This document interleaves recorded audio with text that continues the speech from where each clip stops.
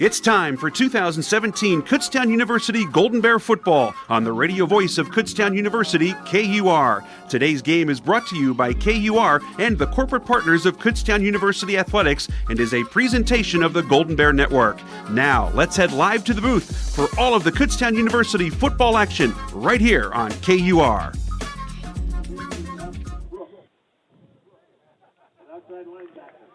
You are listening live from Erie, Pennsylvania, Mercyhurst University, the 2017 road opener for the Kutztown University Golden Bear football team as the Golden Bears, the defending PSAC East Division champions, look to get in the win column after a tough barn burner loss last week against Assumption, against this week the Mercyhurst Lakers, who were also in the loss column last week, falling to Hillsdale by a score of 19-11. The 2017 football season is here. Good morning, everyone. Matt Santos back in the booth here at Tullio Field on the beautiful campus of Mercyhurst University, just off the banks of Lake Erie, joined by my partner, Greg Bamberger, athletic director at Kutztown University. And, Greg, it seems like just yesterday we were out in Cal calling the PSAC championship game, a tough loss for the Golden Bears. But as you look back on the 2016 season in particular, Kutztown starts out 0-3. Yep. They haven't been traditionally strong to open up the season, played really well last week against Assumption. But you go back to last year, and this game against Mercyhurst was one that Kutztown clearly let slip away, and they want to redeem themselves here today and start off by evening things out at 1-1. Absolutely. I mean, you definitely don't want to start your season 0-3 like we did last year, even though that year turned into, one of the most memorable seasons in Kutztown football history. But, this is one that Kutztown can definitely get. I know that they want to get it back after last year's game. We had a nice, comfortable lead at halftime, if I'm not mistaken, and we just kind of let it slip away in the second half and couldn't overcome. You mentioned last week's game against Assumption. One of those things that if you take away the big plays and a few drop balls by Kutztown, we may win that game by 2 touchdowns. I think we showed that. A lot of positives. If you saw Coach Clemens' comments after last week's game, a lot of positives to take away from that game. He felt real good about a lot of things that were going on. And you mentioned, Matt, last year and the last time we were together at California, PA for the PSAC championship, there have been a lot of changes since then. It's been a lot of changes in the program, changes in the coaching staff, starting with two new full-time coaches. Pat Taylor came to us from Lycoming College, and G.A. Mangus. G.A. Mangus is now our offensive coordinator, and so some changes were made on the coaching staff, also with a couple of part-time coaches. Changes is kind of what it's all about. Changes in our facility at home. Changes with new turf at Andre Reed Stadium, which we're real excited about and had a chance to debut last week. And as you're going to hear this week to the listening audience, you're going to hear a lot of names you haven't heard before. And you're going to hear some that you have heard before, especially on the defensive side. And we'll get to the lineups here in just a minute. But you're going to hear a lot of new names on the offensive side. So a lot of changes, a lot of new things going on, a lot of positives to build on from last week's game. And got a gorgeous day up here in Northwest PA. Beautiful football weather, sunny day, nice and cool, crisp in the air. I think the fall is upon us. I don't see the leaves changing yet, but it's probably going to be any time now. Yeah, only about 2 weeks left in summer, and it is starting to feel like football season. A name that everyone is familiar with, Greg, is Craig Reynolds. Absolutely. And he had a monster week last week in that 31-28 loss to Assumption. He was named the PSAC East Offensive Athlete of the Week. He currently leads Division II in all-purpose yards at 335, which is number 2 in KU single-game history. And he just had a monster day last week against Assumption. That was a game against one of the better teams on the schedule that KU could have easily come away with a win. No question about it. Craig just had a monster game, running the ball, catching the ball, returning the ball. Real excited about what he can do this year and then going next year into his final season. So we're real excited about what he can do. Of course, he was 10 yards short of his own record. He set the record for all-purpose yards last season in a huge game up at East Stroudsburg at a night game in the middle of the year last year where he set the record of 345 all-purpose yards. So when you have Craig back there, he's fun to watch. Obviously, he's lining up behind some different dudes up front. Up front, there's a lot of changes, and again, we'll cover the lineups here in just a minute. Obviously, the loss of All-American and NFL draft pick Jordan Morgan was definitely something that a little bit different for him, but that was true last week against Assumption, against a quality team. They picked to win the Northeast 10, and I think we did what we needed to do, other than just a handful of mistakes. Absolutely, and they'll have to see a lot of Craig Reynolds today, and in particular, because of the issues with the passing game. Colin DeGalbo's a little bit banged up. Yeah. We may see him take some breaks today. Ryan Hubley, one of the more veterans on the receiving corps, he didn't even make the trip. Right. So the Golden Bears may use the run today behind Craig Reynolds, and another individual that we're looking to see a little bit more out of, and that's Evan Culver, the redshirt freshman out of Saucon Valley, Hellertown, PA, one of the top high school players in the Lehigh Valley a couple of years ago. Mm-hmm. Great, let's take a look at the starting lineup, and we'll start with those Kutztown University Golden Bears, who are coached by the one and only Jim Clements, the PSAC, or the KU. He was the KU Men's Athletics Coach of the Year, named after Dr. Dennis Roth, and also was the PSAC East Coach of the Year last year. Yes, he was. So starting on offense, of course, for the Golden Bears today, Colin DeGalbo will get the start at quarterback, but you may also see Chris Kane, redshirt senior out of LaSalle College in Philadelphia.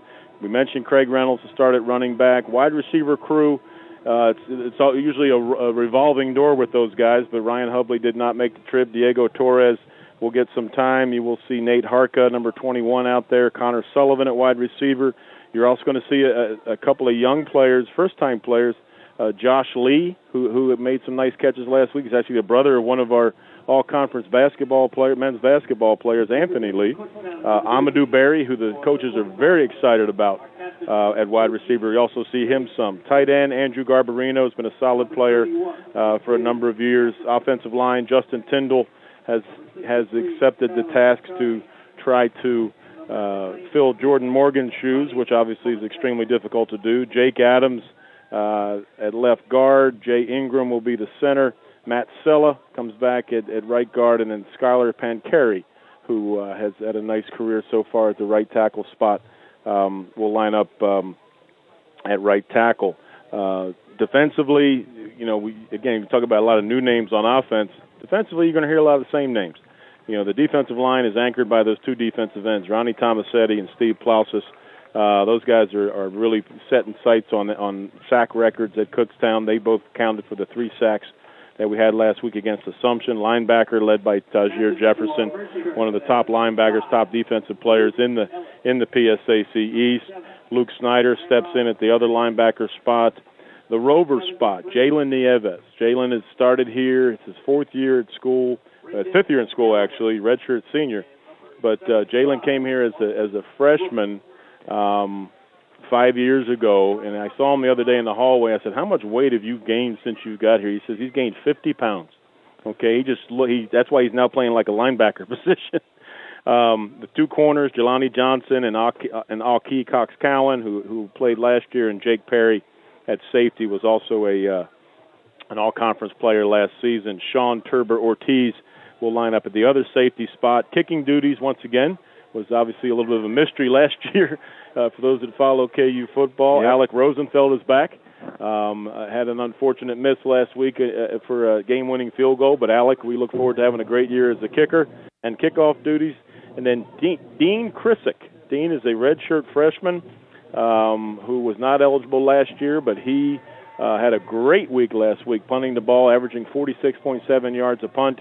Probably had punted too many times for our liking, but that's okay. We'd rather see him on the sidelines, but looking forward to him definitely having the opportunity to get us involved in some great field position. And then, as you're aware, the return duties are going to be handled primarily by Craig Reynolds, punt return and kick return duties, among a few other KU gentlemen. The Golden Bears won the toss, deferred. Mercyhurst will receive. Here is a starting lineup for the Lakers. The quarterback returning is number 15, Doug Adavilla. He will have in the backfield DeAndre Smith and Theophilus Blackston III. Smith at tailback, Blackston at fullback. Up front, The tackles, Dustin Rogala on the left side, Steven Strauss on the right side. The left guard is Ryan Michaels, right guard Payne Harrison, the center Brandon Haggerden. The tight end is Bryce Malstaller. We'll pause here for the national anthem and then give you the Laker defense.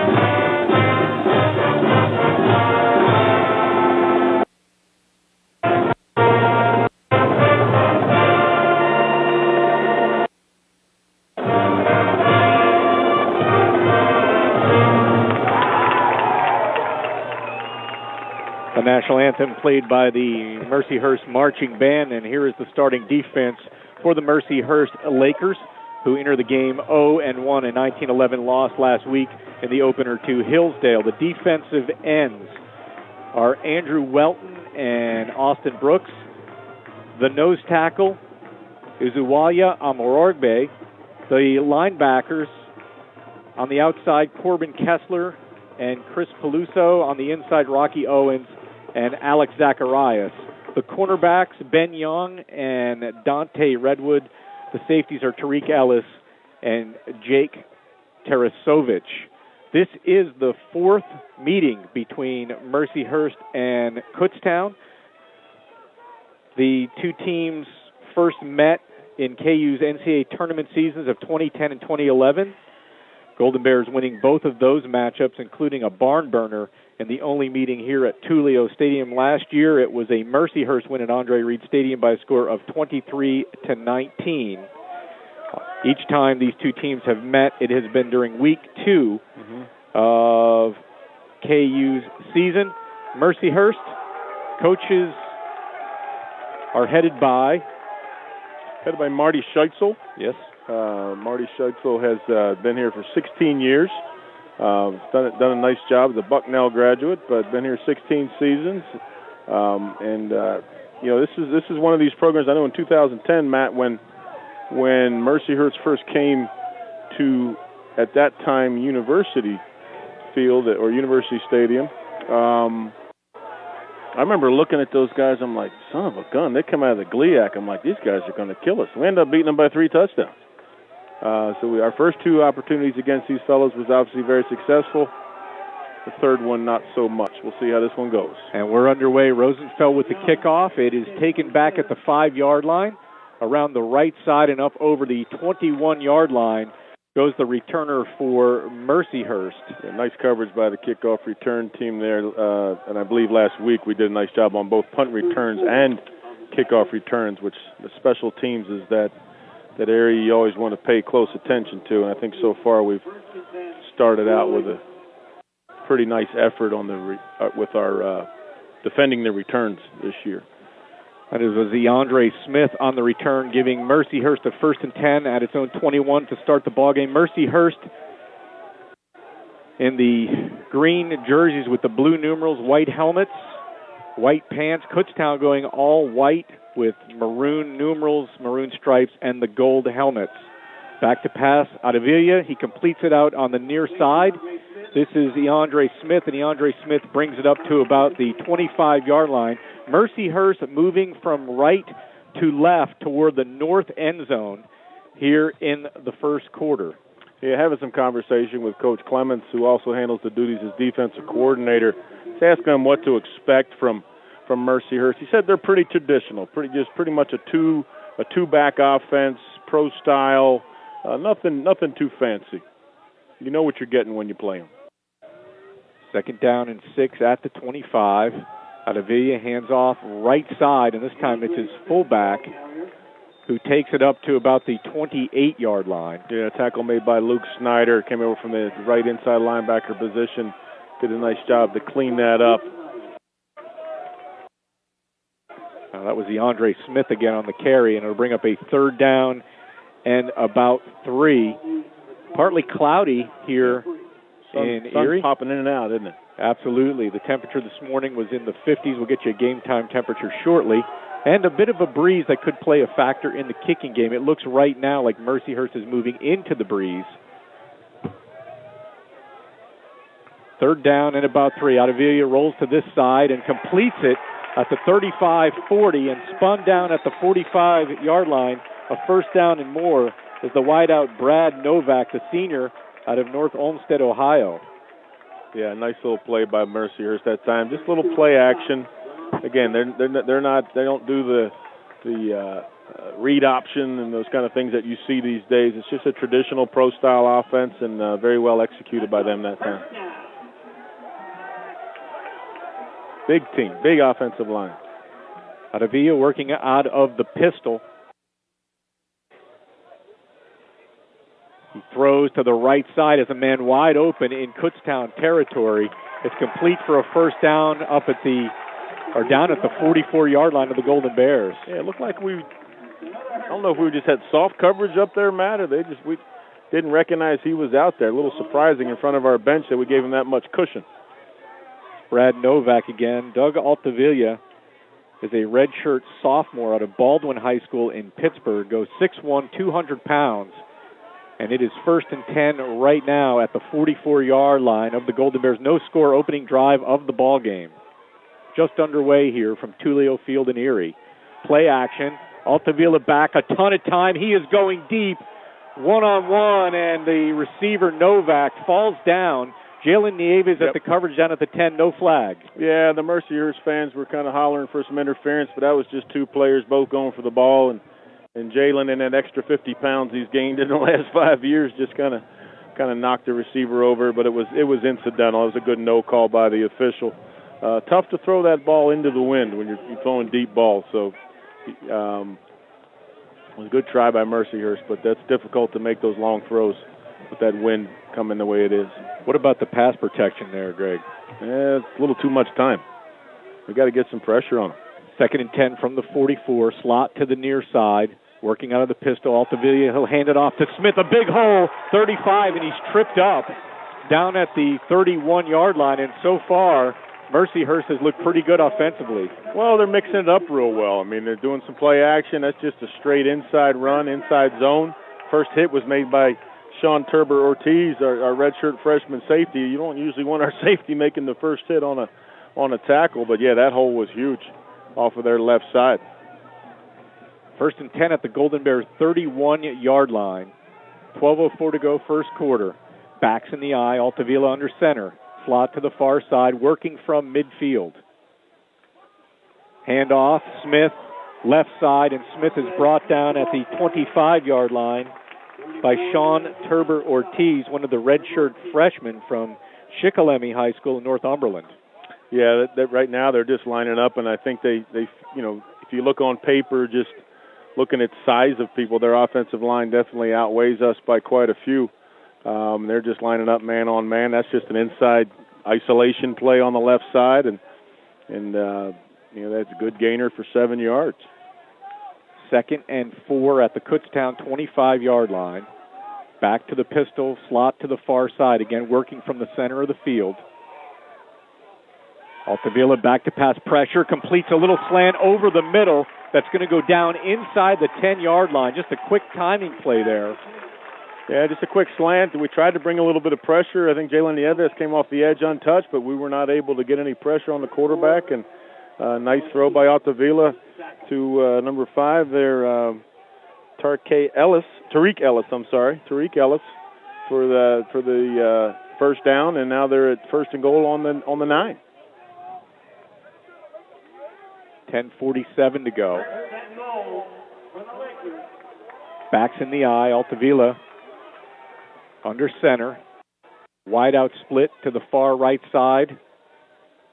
Tight end in motion. Smith on the handoff, right side, and he's spun down after a a little gain of a couple of yards down to the 6-yard line. That'll be 3 yards. Yeah, it was well played on the right side of the Kutztown defense. He just cut it back behind Mercyhurst's right tackle and was able to squeeze out a few yards. But I tell you, when their offensive line comes off, you don't see many white jerseys because across their offensive front, they've got some pretty big fellas that go 290, 340, 265, 290. So they've got some weight and some size up front.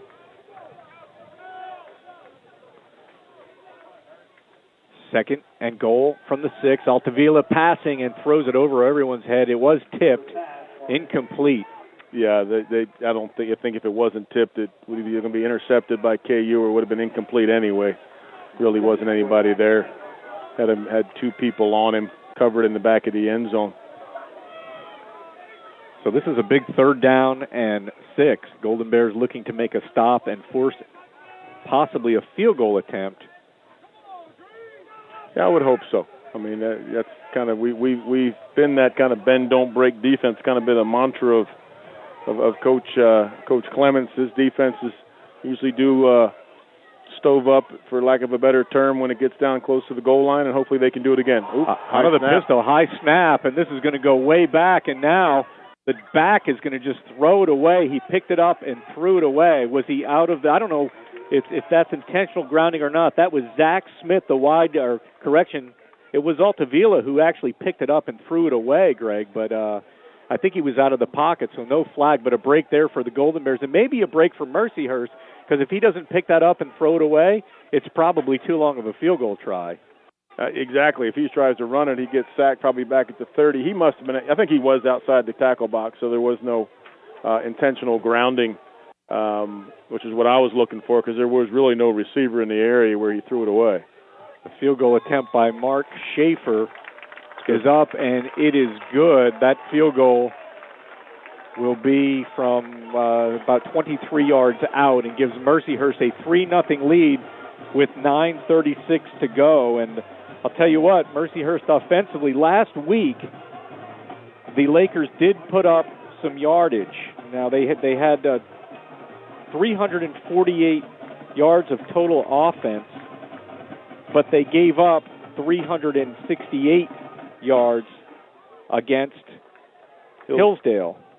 Okay, yep. So they can move the ball clearly offensively, as we saw there in that first series. The officials for today's game: the referee is Chris McNally, the umpire Bruce Summons, the head linesman Evan Couch, the line judge Jeremy Eldred, the field judge is Marvin Dowdy, the side judge Tom Katuski, and the back judge James Randolph. 9:36 to go in the first quarter from Erie, Pennsylvania, Tullio Field on the campus of Mercyhurst University. Matt Santos here along with Greg Bamberger, the 2017 road opener for the Kutztown University Golden Bears. And it is 3-0 in favor of the Lakers. Kutztown looking to go on offense for the first time, and deep they will have number 1, Neblet, who Abdul Hassan Neblet, who returned quite a bit last year. This is going to be a short kick, though, to be taken up at the 21-yard line. And coming to the outside up over the 25, still on his feet to the 35, 36-yard line, is the returner for the Golden Bears. Tajir Jefferson. Wow, it is inside linebacker. Wow. Yeah, he's one of the upbacks back there, and that ball really got caught up in the wind. I didn't realize it was that strong. You never should back up as one of those upbacks, and he did. He backed up about a step or two. You usually want those guys behind you to catch that ball, but nice job by TJ to catch it and gain some yards. And now we've got good field position. I mean, that was a nice long drive by Mercyhurst. That's the one negative. Man, it took over 5 minutes off the clock, but the fact that we held them to a field goal was a positive for Kutztown. Absolutely. 1st and 10 from the 36-yard line of Kutztown. Play action to Galbo, flips it out, completes it on the far side to Lee, who's run out of bounds at about the 39-yard line, gain of about 3 yards. It's that little bubble screen. We've seen that a few times over the years, Matt. The opening drive for Mercyhurst was 11 plays, 73 yards. Here's a handoff, and this is Craig Reynolds, who is tripped up after a very short game, just a few inches, and I'm sure that Mercyhurst defense will key in on Craig Reynolds. Yeah, Corbin Kessler came in from his outside linebacker spot and just kind of dove right at his legs and took Craig's legs out from under him on the right side. 3rd down and 7, 4 receiver set, 3 to the near side, 1 to the far side, working from the far hash. DeGalbo out of the shotgun with Craig Reynolds to his right. DeGalbo back. He fires. He completes it, but well short of the first down at the 41-yard line. So that's Diego Torres, who comes up limping, which is not good because that receiving core for KU is already banged up. Yeah, that was good pressure there by Uwela Amaragbi. They came up through the inside of the Kutztown offensive line to hit Colin DeGalbo just as he released that ball. But nice catch by Diego, but did not have the opportunity to get loose and make any effort to get to that front stick.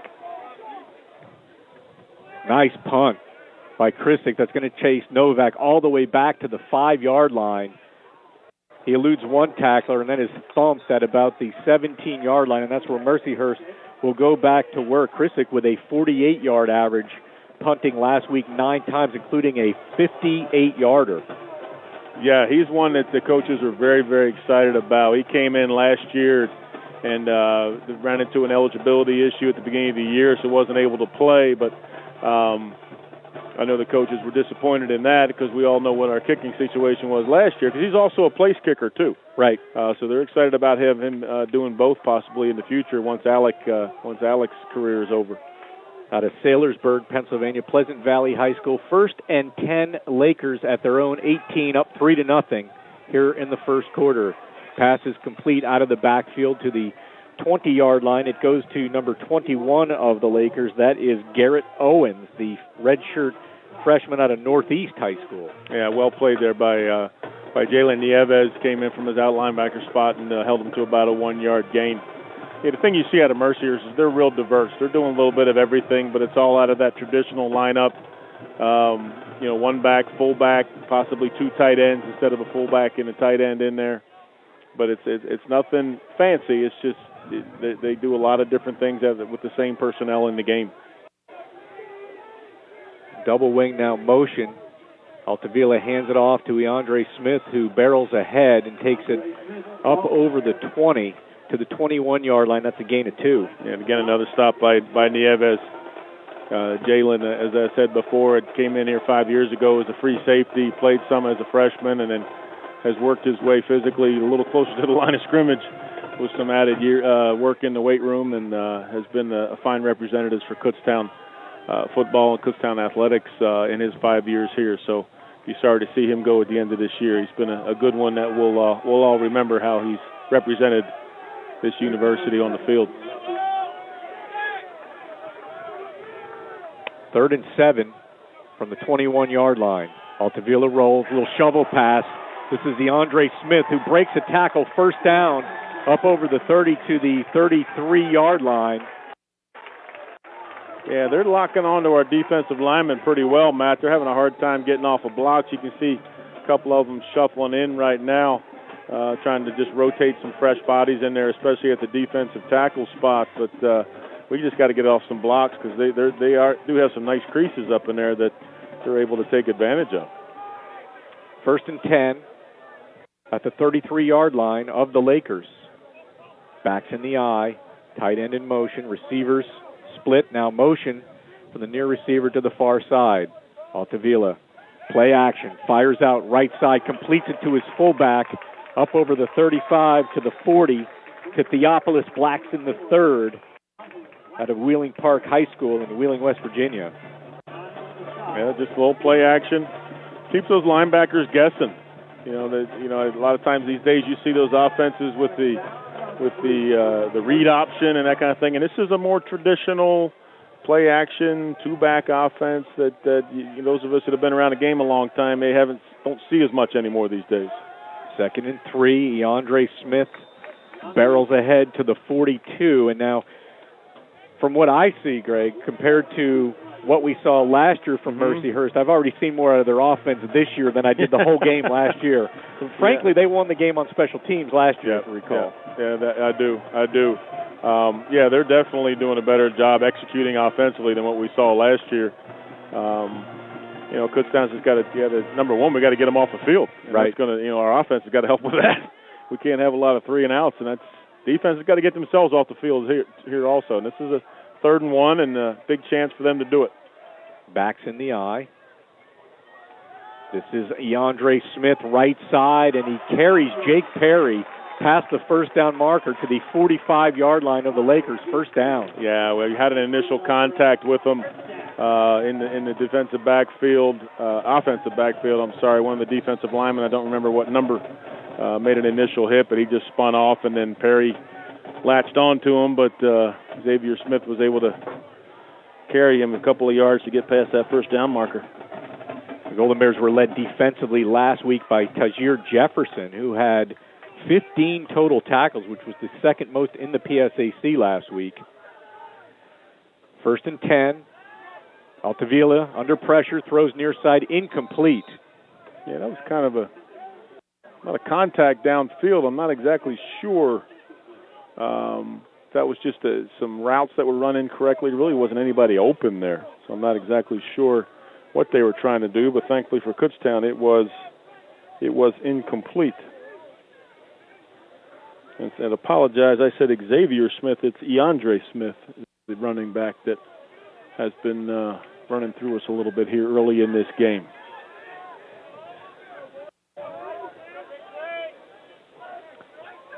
Second and 10.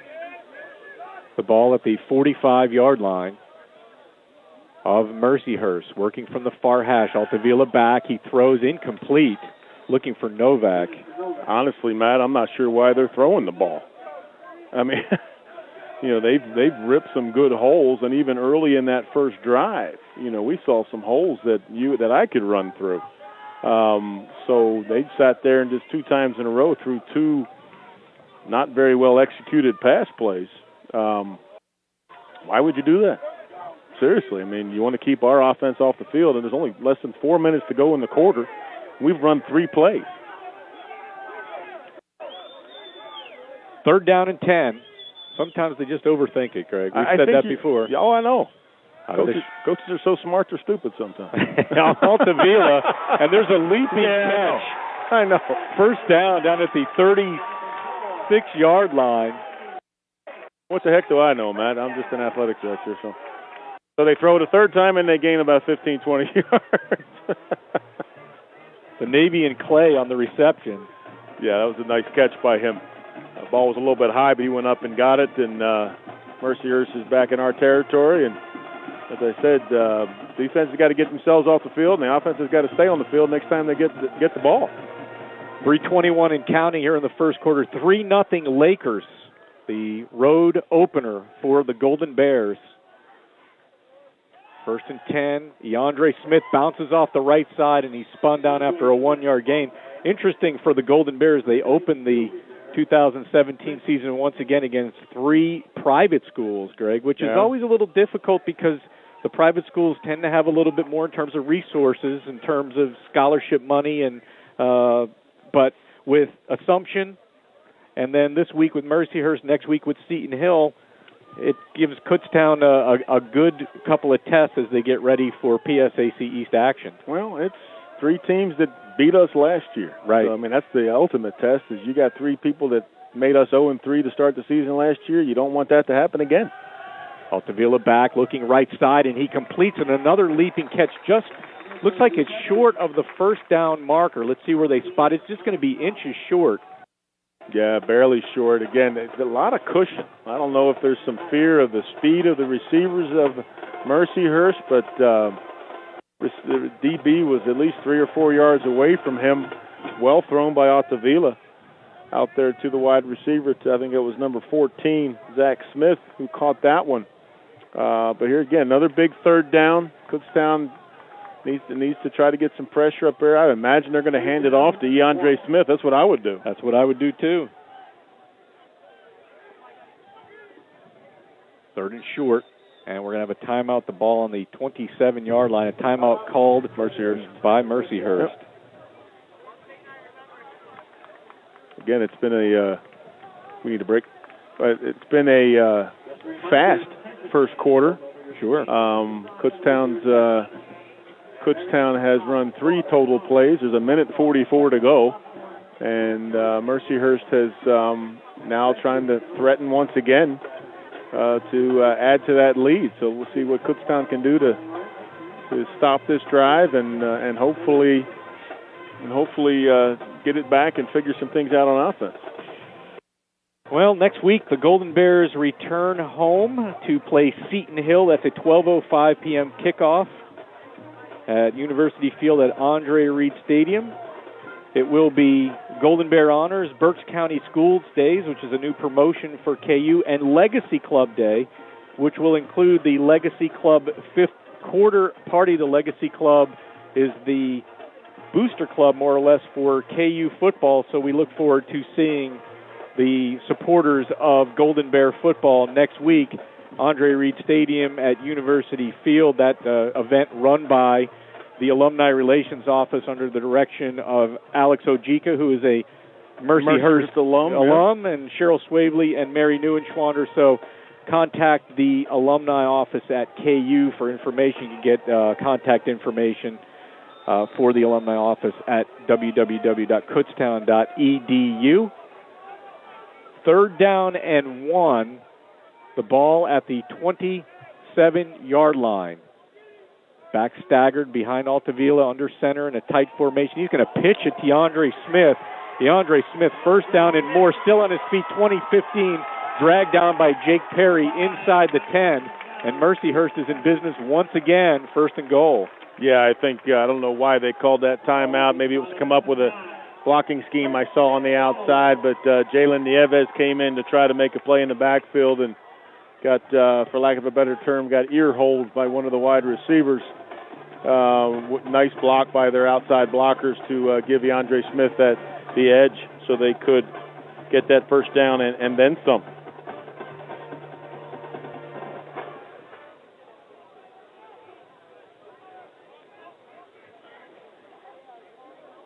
First and goal on the 8. DeAndre Smith again up the middle, and KU is there. I see Tajir Jefferson, Steve Plosis, and several white jerseys trying to keep Mercyhurst out of the end zone. Yeah, that was well played by the defensive front. It's probably the most pressure we've had coming underneath. I saw earlier in this drive, I think the coaches are trying to combat that size disadvantage that we have. I think they're trying to do some movement, some slanting, some stemming up front with our defensive front so those big dudes can't just latch on to us. 2nd and goal. 30 seconds now to go here in the 1st quarter. KU trailing Mercyhurst 3-0. Backs in the eye. Altavilla under center. DeAndre Smith left side. Big gash. He's still on his feet, diving toward the end zone. And this is going to be close. No, not a touchdown. 3rd and goal. Looks like at the 1 or just inside the 1, Matt. Again, big hole up front. Kutztown had a hard time getting off some blocks. But then, hit by the defensive backs to keep him out of the end zone. But that DeAndre Smith is a strong runner and does a real nice job of running through blocks and running past people also. That is going to do it for the 1st quarter of play. The score is Mercyhurst 3, Kutztown 0. We're going to take a break. You're listening to Golden Bears football on the radio voice of Kutztown University, KUR. Stop by the KU campus store or Dixon Marketplace any Monday following a home football game to receive 5% off KU apparel for every touchdown the Golden Bears score. The Paw Bucks discount is offered win or lose with a minimum discount of 15% and a maximum discount of 40%. The KU campus store and Dixon Marketplace are divisions of the nonprofit affiliate of Kutztown University, KUSSI. All purchases benefit KU students.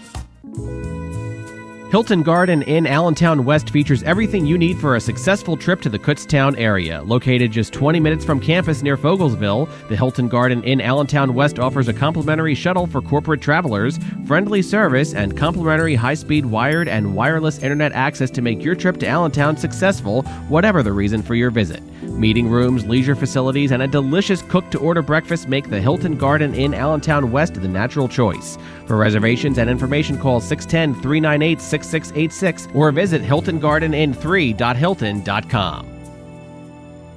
1-0, yep.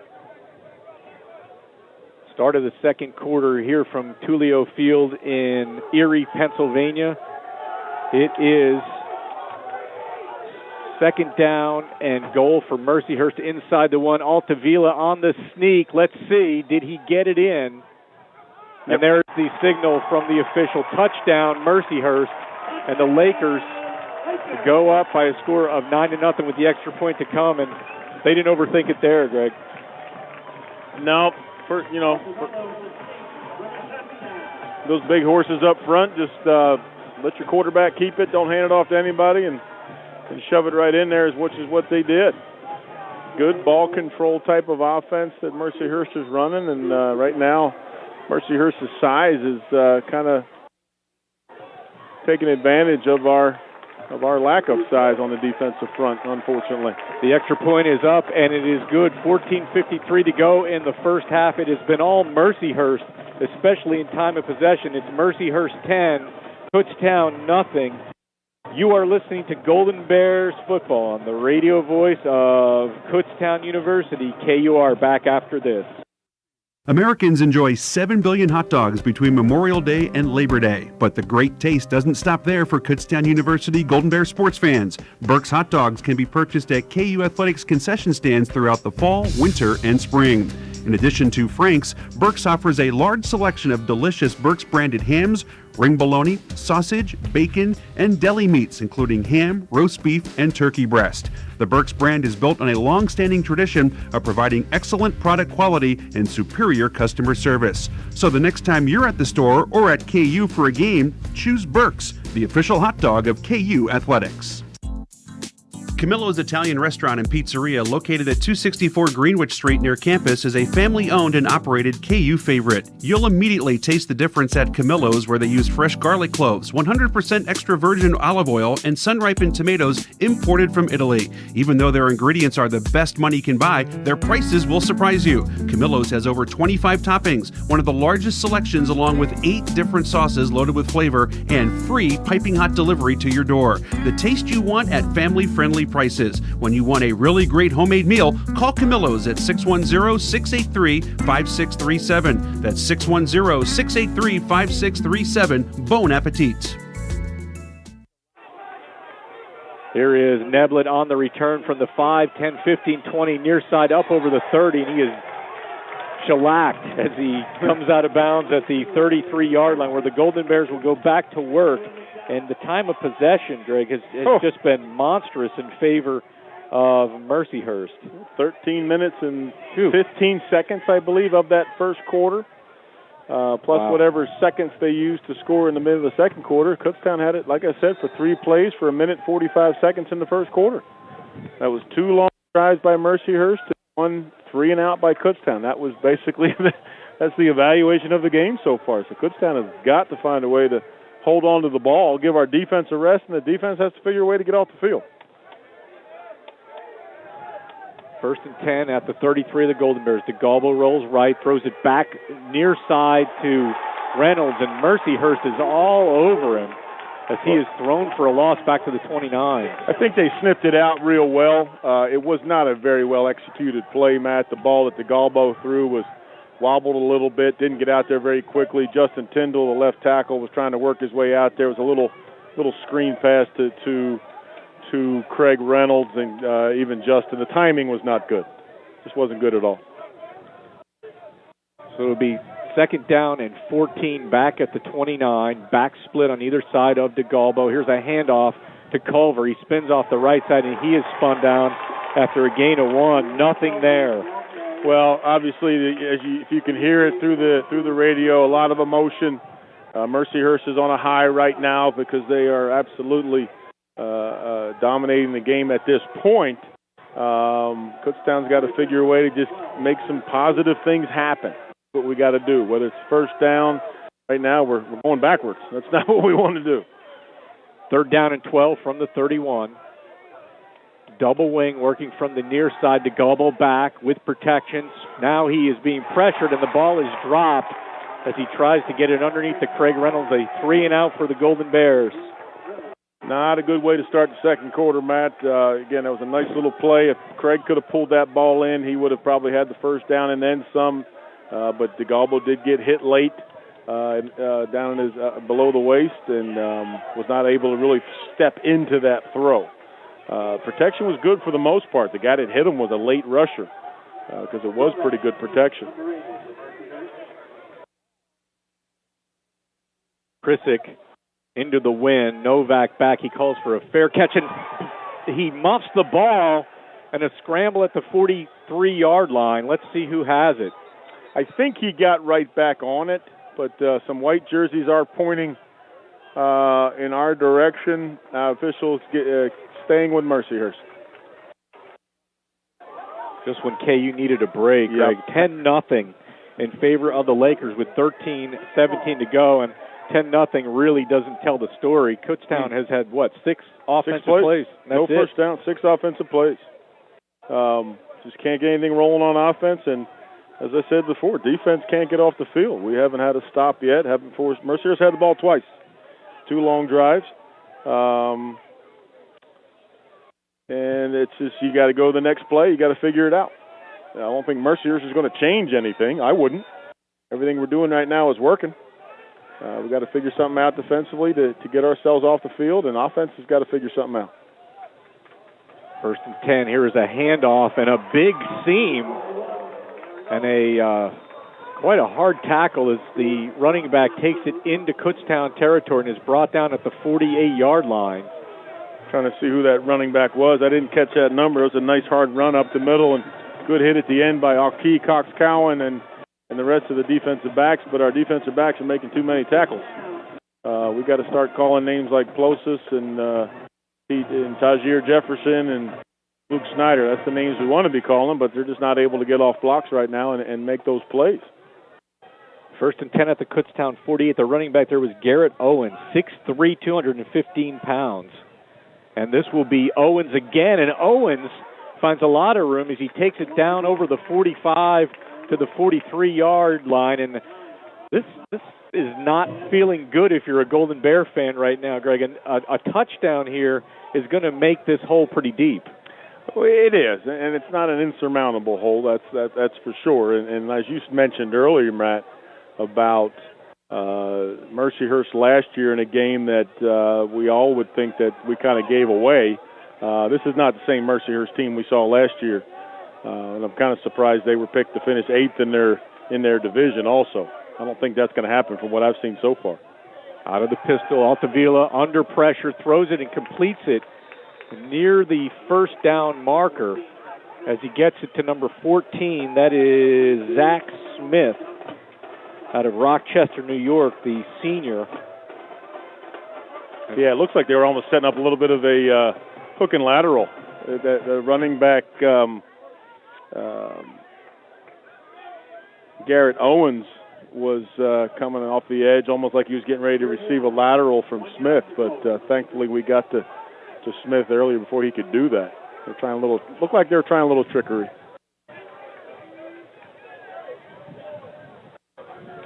Third and short. And this is going to be close as the big, lanky, 6'3" Garrett Owens carries it into the pile. He's not going to have the first down. And we actually knocked him back a half a yard. Yeah. So you got 4th and basically 1 from just inside the 40-yard line. Again, if I'm Mercyhurst, I'm going to hand it off to one of those monsters, and you'd like to think they'd be able to get 1 yard. Kutztown's got to, we've got to come up with something defensively, get some pressure, get them hit in the backfield. Keep an eye open for play action here. Not a bad time to call something. 4th and 1 at the Kutztown 39, and we're going to have a timeout called by the Golden Bears that will allow us to take a break as well. It is Mercyhurst 10, Kutztown nothing. You are listening to Golden Bears football on the radio voice of Kutztown University, KUR. In 1923, David Javich opened a two-man butcher shop called the Carlisle Meat Market. The mission of Giant Supermarket remains the same today as it did on opening day: offer the best products at the fairest price. With more than 200 stores, Giant has grown to become one of the largest grocers in the region. Giant's commitment starts and ends with you, the customers. For over 90 years, Giant has worked to provide you with unmatched selection, quality, and value every time you visit one of our stores. Golden Bear fans, be sure to visit Giant's new 50,000 square foot store, open 24 hours daily, just a half-mile west of campus on Kutztown Road. Giant. Quality, selection, and savings. The Center at Holiday Inn is pleased to be a continuing partner of Kutztown University. We are a short drive from their beautiful campus, and our expert staff and spacious facility awaits you and your guests. Whether enjoying a freshly made-to-order breakfast in our America restaurant or digging into the famous short ribs at the Sam Adams Brewhouse, your experience at the hotel will be amazing. If you are relaxing in your spacious guest room or outside by the pool, you will unwind knowing that we have taken care of every detail of your stay. Good luck, Golden Bears, from your partners at the Center at Holiday Inn. Well, the Golden Bears on fourth down. Altavilla rolls it out to the near side, and he was it looked like an option there. He had an option to pass or run, and he was thrown for a loss. So Kutztown makes a big stop. I'm surprised. I mean, that was a run-pass option by the quarterback. It was well played by the Kutztown defense. He had a chance to throw it down the field. You've got fourth and less than a yard, and you've got some monsters up front. Again, so smart, I'm not even going to say it anymore.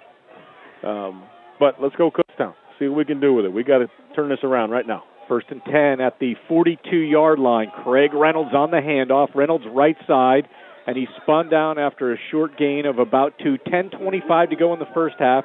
It is 10-0 Mercyhurst. Live from Tulio Field in Erie, Pennsylvania. Matt Santos here along with Greg Bamberger. Emily Schlegel, our engineer, back in the studio as we welcome her to our KUR production and broadcast team. Double wing, DeGalbo out of the shotgun. He is going to take it on the draw. DeGalbo with the best gain of the day for Kutztown as he takes it over midfield. It'll be 3rd down and about 2 yards. Yeah, nice job by DeGalbo. And, like we've talked about before, and you mentioned off the air, Matt, I mean, let's just get it to our horse. Let's get it to Craig Reynolds and ride him a little bit, which we started the first drive with. But what we just saw there on those two plays is kind of what we see most of the time. You get it to Craig, let him pick some holes, let Colin pick his holes on that run-pass option. And there he goes, first down and more, left side. Craig Reynolds down to the 42-yard line. A nice gain. That's 7 yards. And that's exactly what the Golden Bears need. Go to your strength. Yep. Do what got you here. I mean, Craig Reynolds is one of the best running backs in our part of the country in Division II. Colin is a great young talent at quarterback. Let's let them do their thing.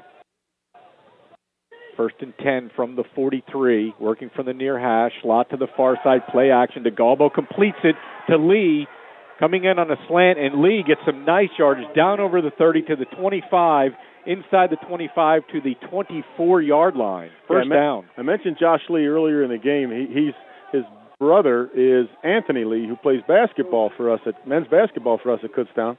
Josh is a senior, but this is his first year of eligibility. There's a pass complete, wide open. Connor Sullivan out of trips on the right side, down inside the 10 to the 2-yard line. That is a gain of 22 yards. 1st and goal, Golden Bears, and just like that, momentum has changed. Yeah, very well executed play by the Bears, a little scissors route where receivers just cross each other about 10 yards downfield, and Mercyhurst lost sight of him. Reynolds is decked as he carries it off the left side. He may have gotten a yard.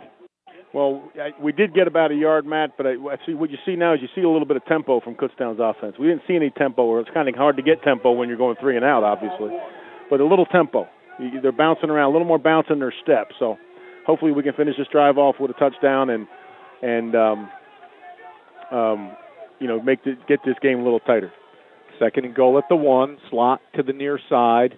DeGalbo out of the shotgun. Reynolds to his right. DeGalbo to pass, flips it out to Reynolds in on the right side, complete for a touchdown.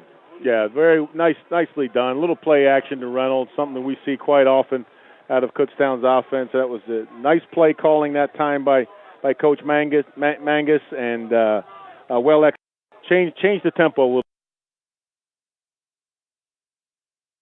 This game. That's what it did. As I started talking about earlier about Josh Lee, he's a senior, but it's his first year of eligibility. I don't think I have enough time on our broadcast to tell you his whole history, and not that it's really for anybody's information, but just through decisions he made to go to certain schools at different places.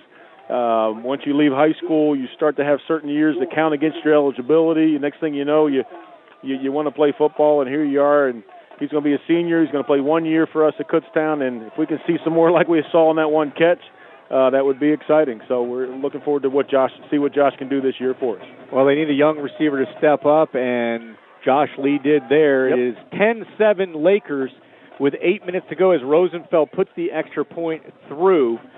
We're going to take a break. You are listening to Golden Bears football on the radio voice of Kutztown University, KUR. Kutztown University football on KUR is brought to you by Fleetwood Bank, offering lending services, personal banking, business banking, and more at 5 convenient locations. Come along for the ride. Fleetwood Bank is what you want your bank to be. By Boyle Construction Management, one of the Greater Lehigh Valley's most respected construction management and design build firms, performing a broad range of construction services including construction management, design build, and general construction. Boyle Construction Management, built better. And by Cresswell Brothers General Contractors, offering premier construction and design build services along with a professional support staff and highly skilled carpenters and laborers. Located in Pottsville, Cresswell Brothers, serving your construction needs since 1961. 8 minutes to go in the first half. The Golden Bears on the scoreboard. It is 10-7 Mercyhurst as Krisick gets a high end-over-end kick that'll be taken at the 15, 20, 25, 30, up to the 35-yard line. I believe that was DeAndre Smith on the return. That was actually Rosenfeld on the kickoff. Oh, Rosenfeld, okay. Yeah, Rosenfeld on the kickoff. With that wind that we've seen, I was kind of surprised that he kicked it high. Sure. They have it 1st and 10 now on the 35, but I know we tried to do some squib kicking last week after a young man from Assumption returned one for a touchdown against us. It seemed like something kicking in the wind you might want to try. It is breezy. The temperature right now is 59 degrees on a partly cloudy day, supposed to go up to 63 degrees.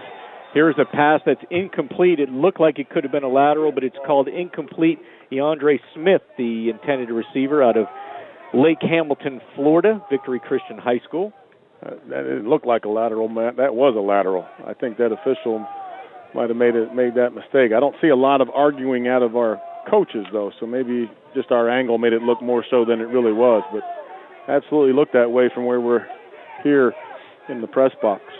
Mercyhurst coming into this drive, 171 yards total offense to 61 for the Golden Bears. Time of possession, 16:15 to 5:45 in favor of Mercyhurst. And DeAndre Smith is stacked up as the Golden Bears, number 34, Sean Turber-Ortiz, the redshirt freshman, on the tackle. Well, he was able to make that tackle up in the backfield because of the defensive line finally did not get pushed back. Ronnie Tomasetti on this side, and sorry again, we got some of these new names. Sorry about that. And Eric Miller, redshirt freshman defensive lineman, in there stoving up that right side of that offensive line for Mercyhurst and allowed Turber-Ortiz to make that tackle in the backfield.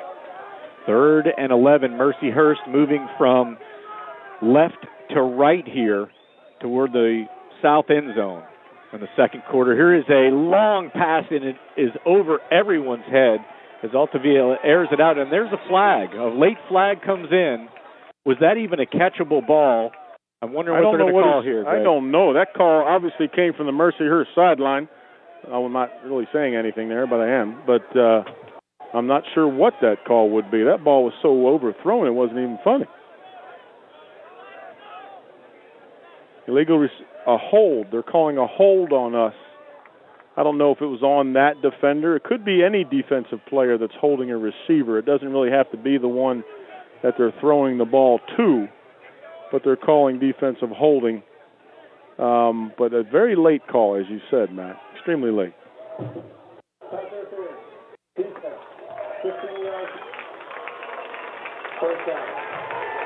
Now, he signaled hold. The side judge signaled hold to the referee. The referee called interference. So, I don't know. I got nothing for you, Matt. Wow. I just don't know what that was. A little confusing.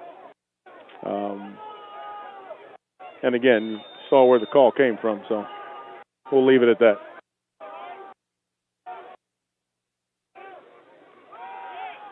First and 10. Here is DeAndre Smith from the Mercyhurst 49 to the Kutztown 48. Gain of 3.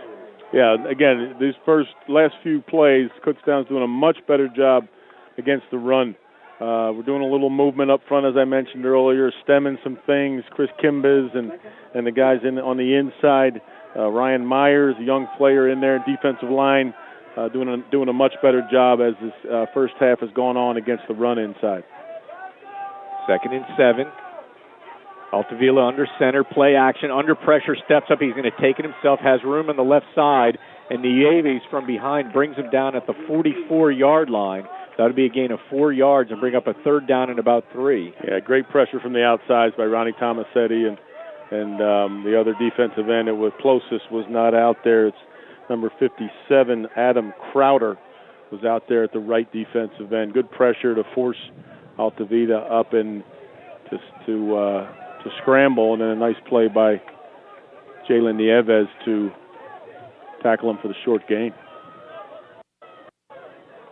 3rd down and 3, 5:42 to go in the half. The ball is at the 44-yard line of Kutztown. Slot to the near side. Back staggered. Altavilla will dump it out, and it's incomplete off the fingertips of the intended receiver, DeAndre Smith. Yeah, that was those are some throws they made in those first 2 drives. They weren't incomplete for them. Now here we got a 4th and 3 situation. Obviously you'd think that they would punt it. You always got to watch for a fake because it is the middle of the field. You got to pay attention to that. It looks like we're using what's called punt safe on the defensive side, where you leave your defense out there, not your normal punt return team, with the exception, of course, of Craig Reynolds back on the 10-yard line. Brendan Cole back at his own 41. And Cole will boot it away. Reynolds moves away from it, and it'll roll into the end zone as the official just got bowled over. That's his fault. I have to tell you that. I mean, you got to pay attention to the players on the field. He just stood there and, he's looking at the ball. The receiver's looking at the ball, and got to get out of the way, man. Coming up at halftime, the KUSSI halftime report with our studio host, Steve Degler. He will have Eric Burstein, head coach of the nationally ranked KU women's soccer team, top 3 nationally ranked KU women's soccer team, undefeated. Of course, the Golden Bears went to the Final Four last year.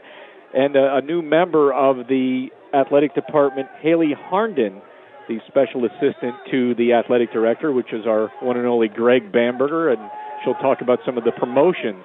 As the Golden Bears have Chris Kane in at quarterback, he completes it to Craig Reynolds. Now, Kane took most of the snaps during the week this week because of injuries to Colin DeGalbo. Kane is a 6-foot redshirt senior. He went to LaSalle College before coming to KU. He's out of Maple Glen. Yeah, Chris has been one that's been in the program, obviously, for the last 5 years, and just been that backup quarterback guy, and just waiting for his chance, and now he's getting an opportunity. Reynolds is smothered for a loss. That was good pressure by the right side of the Mercyhurst defense. I'm not sure what we were trying to do. We kind of got away with what worked for us on that last drive. We're just going east and west instead of going north and south, so we need to see what we can do here on this 3rd and 11 to keep this drive going. You definitely don't want to give them good field position with, about 4.5 minutes to go before halftime. 3rd and 11 back at the KU 19 after a loss of 5. Back split either side of Kane. Slot to the far side. Kane throws right side, and that was almost picked off around the 1st down marker. Kane got a break there, and KU will have to punt it away. Yeah, that ball was intended for sorry about that.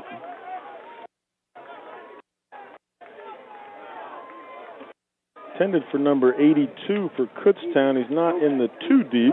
Sorry about this. Trying to find out. Here it is. Intended for Mason McElroy, freshman wide receiver from Wilson High School in Reading, PA. Krisik's punt is high and wobbly, and there will be a fair catch called for by Novak. So Mercyhurst will have decent field position at its own 38. 4:04 to go here in the first half. 10-7 in favor of the Lakers. Yeah, defense needs to come up again. Again, you gave them great field position here with 4 minutes to go. Defense obviously has been playing much better the last couple of drives, forcing Mercyhurst to punt a couple of times. But it would have been nice to follow up that touchdown drive with at least a drive to get the field position back, so we don't give them a short, not really a short field, but only 55 yards to go to get to the goal line. Yeah. And plenty of time to do it, too. Well, and switching quarterback certainly doesn't help. Not that KU had a ton of choice because, as we said, DeGalbo is limited in his reps today because he was so banged up against Assumption. And here's DeAndre Smith, who was thrown for a loss as a couple white jerseys are there to meet him. Yeah, initial hit by Chris Kimbiz, the 5'11", 235-pound junior for KU. Did a nice job of getting penetration and knocking him for a loss. And we were told that Kane would get some reps. And I don't know if I think DeGalbo is fine. I see him on the sidelines throwing right now with some of his receivers. I think it was just a matter of just giving him a break, and it's not a bad time in the middle of the second quarter to do that, but you just wish we could have moved the ball down the field a little bit. 2nd and 12. DeAndre Smith, and KU is all over him as he's thrown for another loss. Yes, that was defensive back Twynique Chisholm Wilkerson, 6', 210-pound redshirt freshman. Came up and made that hit in the backfield. Absolutely, we're watching a different KU defense here than we saw in the first quarter, but it may also be a little different in Mercyhurst offense, too. Sure. Maybe they're not executing quite as well. That's why you play the game. And KU has found some ways to get some penetration and not allow them to rip off some of those big plays they did earlier. 3rd and 14, back at the 41. From the near hash, slot to the far side. Altavilla out of the shotgun, completes it over the middle, and KU is there all over the defender. Was that Jefferson who made that tackle? That was TJ, yep. Absolutely. Tajir Jefferson, one of the best linebackers in the region, did a nice job of coming up and making that hit for virtually just a couple-yard gain, and ultimately we knocked them back a yard. It's 4th and 11. And I'm trying to see who's coming in at quarterback. I don't know if he's going to stay with Kane or come back with DeGalbo, but great opportunity for Kutztown with 2 timeouts left. I think we still have to maybe get down and get on the board again. That was the Navy and Clay on the reception. The ball now at the Mercyhurst 44-yard line. Brendan Cole into punt, back at his own 30. Gets it away with the wind at his back. This will be Reynolds at the 14. Reynolds 20-25. And Reynolds is brought down at about the 28-yard line. 1:39 to go.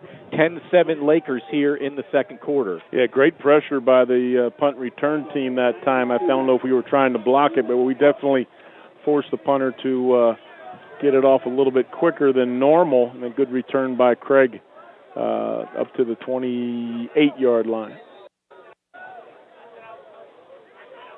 DeGalbo's back in at quarterback.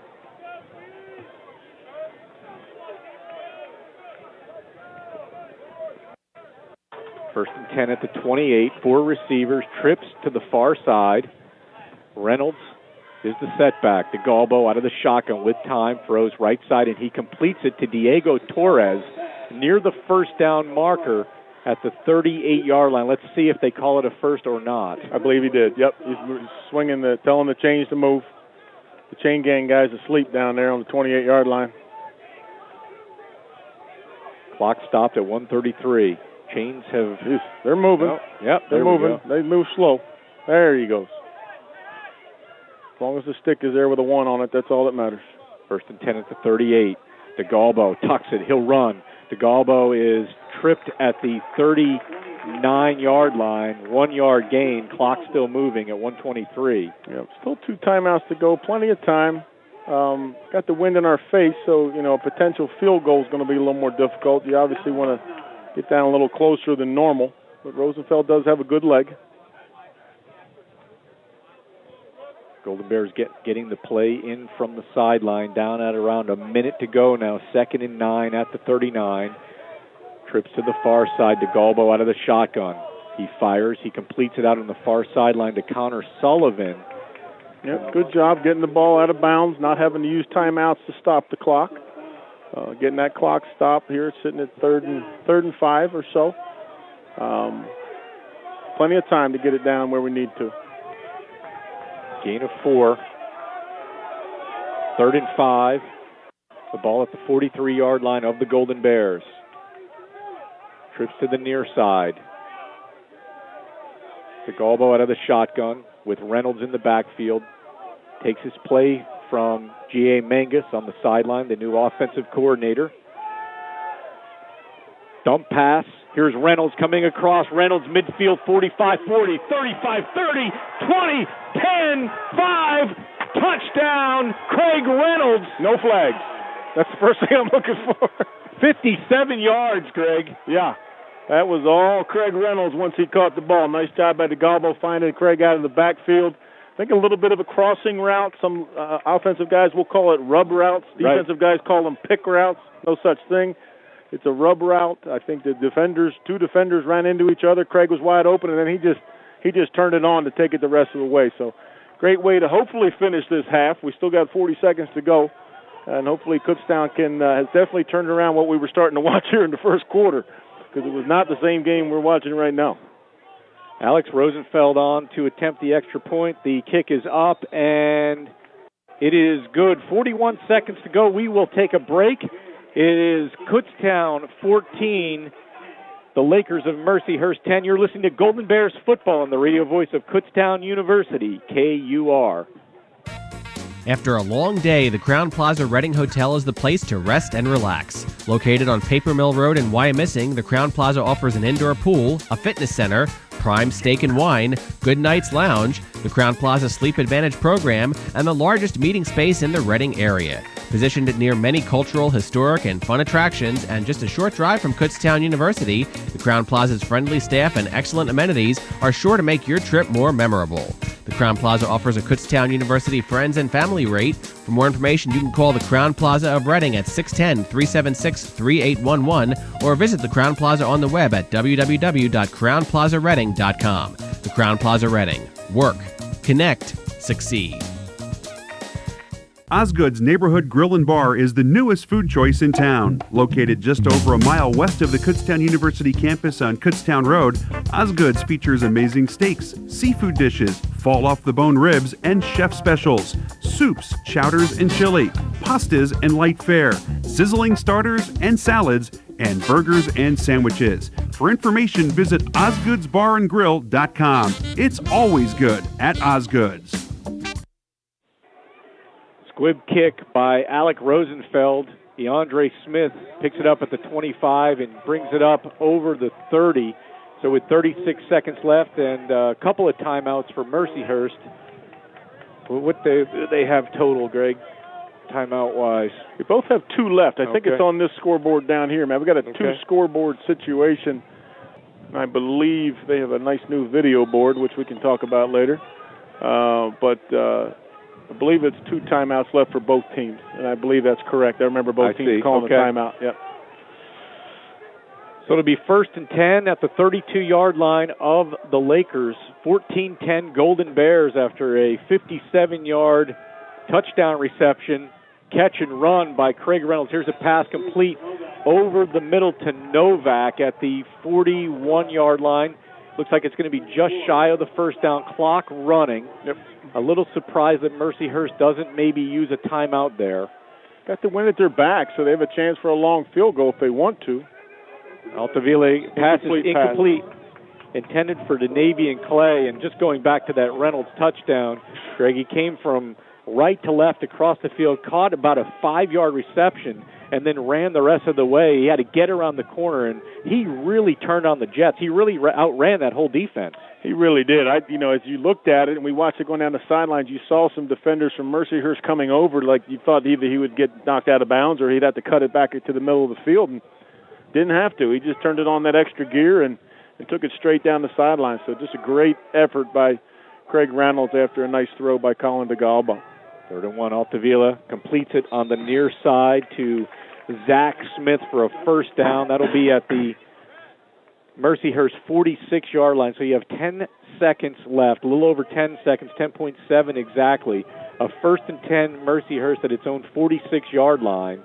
And again, I go back to the timeout after that completion, Greg. You take the timeout, you got a chance for a couple of plays here, maybe a chance to get in field goal range. Right now, they might have one play to get in field goal range. And they still have the 2 timeouts. Yeah, I don't know. Why leave a timeout?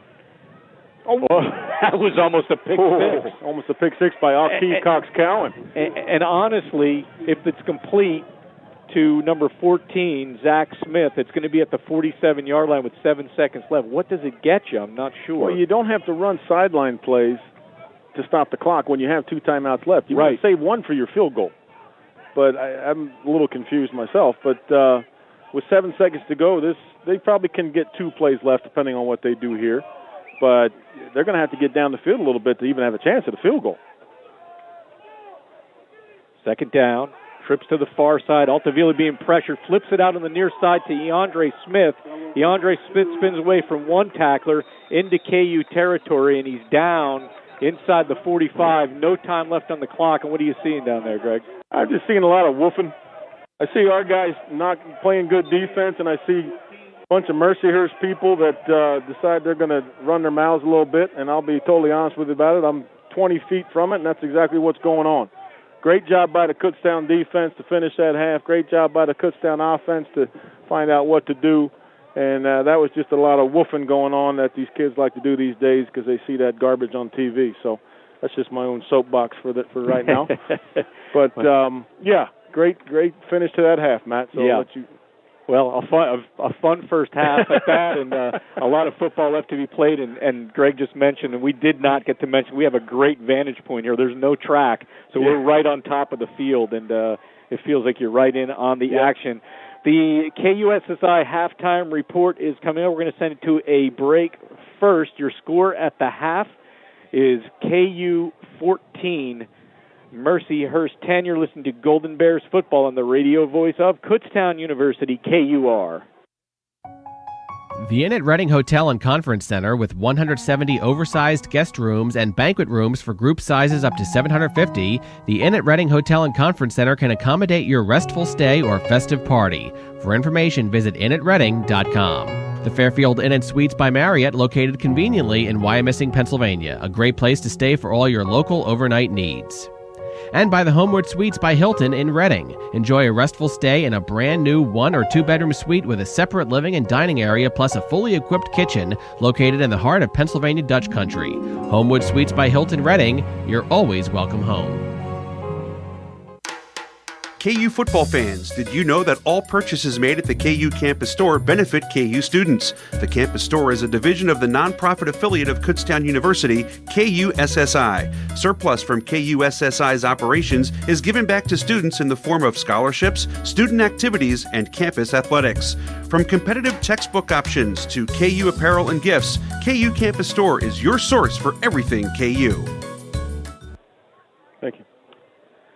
Back here at Tullio Field in Erie, Pennsylvania, on the campus of Mercyhurst University. A very interesting first half. It was all Lakers of Mercyhurst through the first quarter and a half, and then the Golden Bears just turned it on, scored a couple of touchdowns, 2 of their last 3 drives. The score is now Kutztown 14 and Mercyhurst 10. It is time for our KUSSI halftime report. Our studio host, Steve Degler, sat down this week with Eric Burstein, the head coach of the nationally ranked KU women's soccer team, and Haley Harnden, a new member of the KU athletic staff, special assistant to the athletic director who is in charge of athletic promotions. Let's send it back to the studio now. The KUSSI halftime report with Steve Degler. Welcome to the KUSSI Halftime Report. I'm Steve Degler. Coming up in segment number 2, we'll talk with Haley Harnden, the new assistant to the Director of Athletics for Internal Operations at Kutztown University. But first, we'll talk some women's soccer with head coach Eric Burstein, entering his 11th season here at Kutztown and coming off the best season in program history, a Final Four appearance last year. Congratulations on that. Thanks. It was a wonderful experience, and just really happy for the group of seniors that graduated. They were able to see their hard work come together and experience such a wonderful opportunity. How has the success and the recognition from last year's team helped you going into this season, maybe even beyond? I don't know. I mean, I think obviously with recruiting, that's helped. Certainly players that are interested in coming to Kutztown now has increased significantly, and the talent of those players is tremendous. But I think this year we haven't really talked about the NCAA tournament yet. We haven't talked about the Final Four.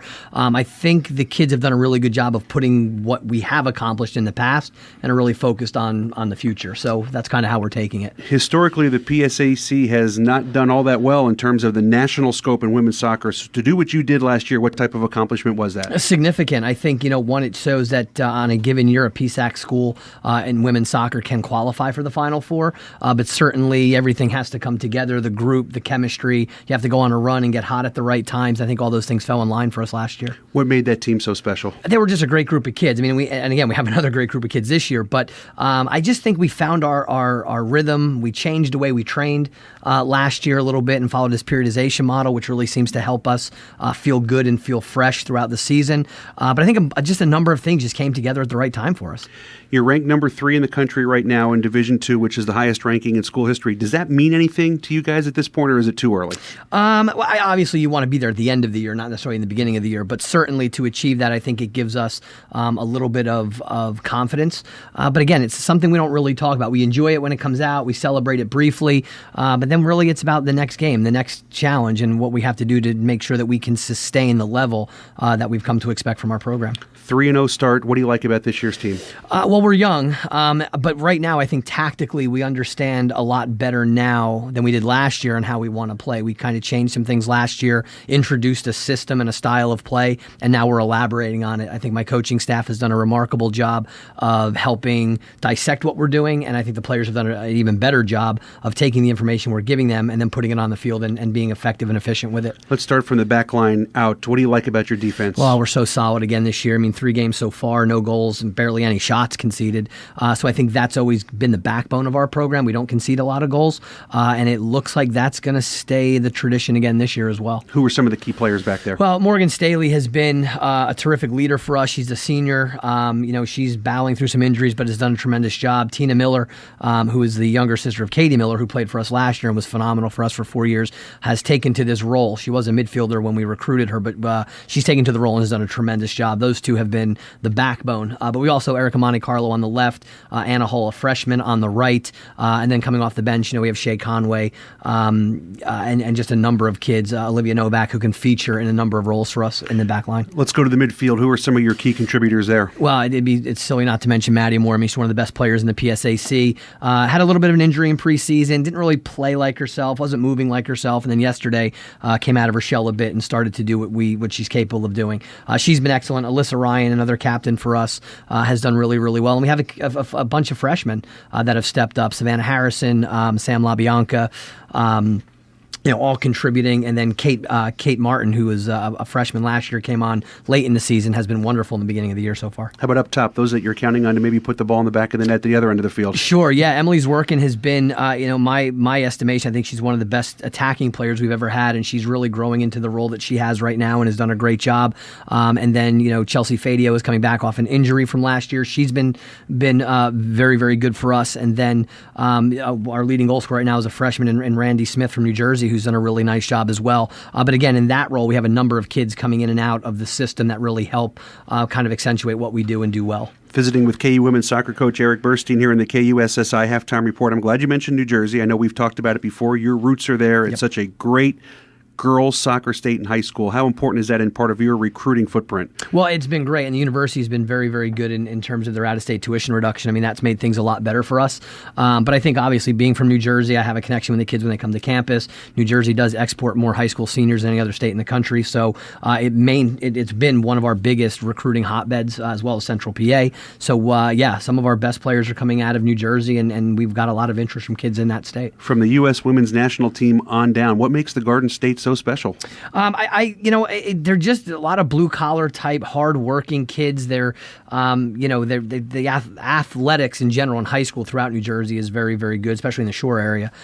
So I just think it's a place where there's a lot of that's the word I'm looking for.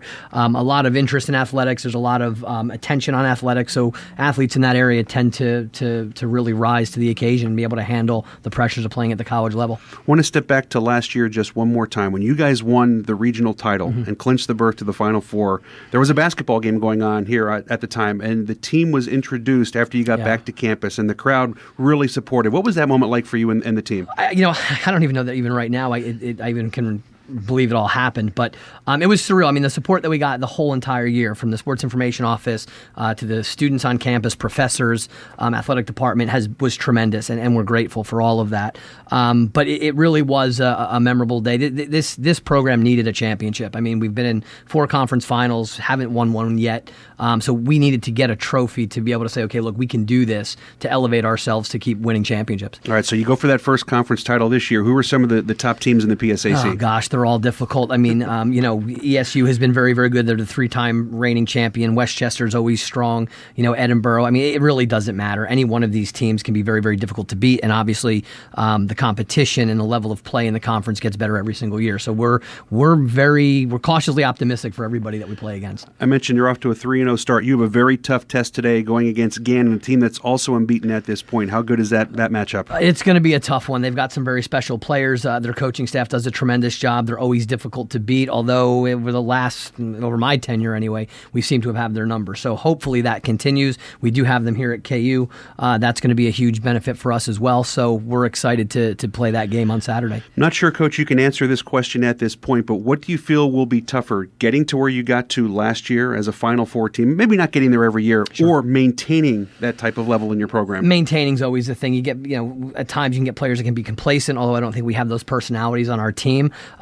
We've done a really nice job of just taking things one day at a time. So we hope that with the quality of the kids that we continue to bring in, the way that we're training our program, the coaching staff working together to solve problems, that we can continue to be successful at some level each and every year. I mean, we want to make the conference tournament every year. We want to win at least 10 games, and that's always going to be our goal. And finally, you said you have a good, confident group. Is it one of those situations where if you get a goal early or at any point, you feel confident that your defense will lock down the win? Yeah, right now they just haven't given much away. So I'm really excited about what we have in the back, and I think we'll continue to be strong there. So if we can get 1 to 2 goals a game, I think we're going to be very, very difficult to beat. Always a pleasure to have you. Good luck in the rest of the season. 3-0 start. Hopefully there's a lot more wins out there. Thanks so much. Women's soccer coach Eric Burstein, our guest in the KUSSI Halftime Report. When we come back, we'll talk with one of the newest members of the KU Athletic staff, Haley Harnden, when we continue in just a moment. So many hotels, too many choices. Golden Bear fans know there is only one choice, the Allentown Park Hotel Ascend Collection by Choice Hotels.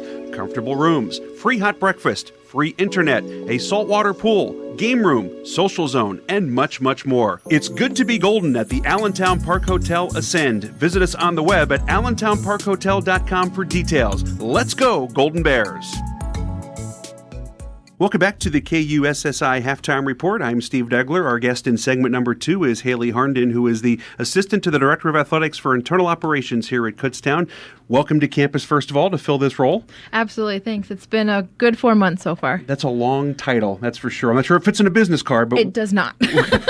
What does it all entail? What are your job responsibilities? Honestly, it's a little bit of everything, which really drew me to the position here at Kutztown. I do a lot of game management of every sport, football, soccer, volleyball in the fall, and it'll continue for winter sports, but just making sure they're up and running, making sure the student workers are aware of what they're doing. We use a lot of students on campus to help out with our events, and a role that I've taken on right away is just trying to get people into the stands as far as marketing, promotions, doing a little bit of fun things, bringing my outside experience into Kutztown and doing a lot of that, and it's a lot of things that come up that, Greg, our AD, and Michelle, our associate AD, kind of hand off to me as well. So it's a little bit of everything, which makes it really fun. What are some of the things you've done in the past that have helped you get ready for this position at Kutztown?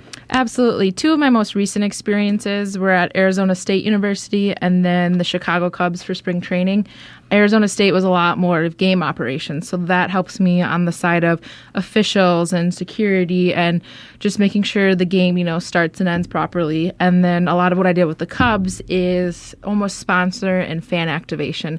So making sure that the sponsors are happy, so talking to them, meeting with them, pregame, postgame, making sure they're really enjoying their time at the ballpark, and a lot of promotional type activities for the fans and really getting them engaged into it. So that's really helped me in this role to do the operational side of the game days, but then the fun part of game days where I get to interact with fans and sponsors.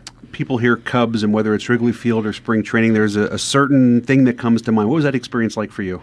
It was definitely the most exciting time of my life working there.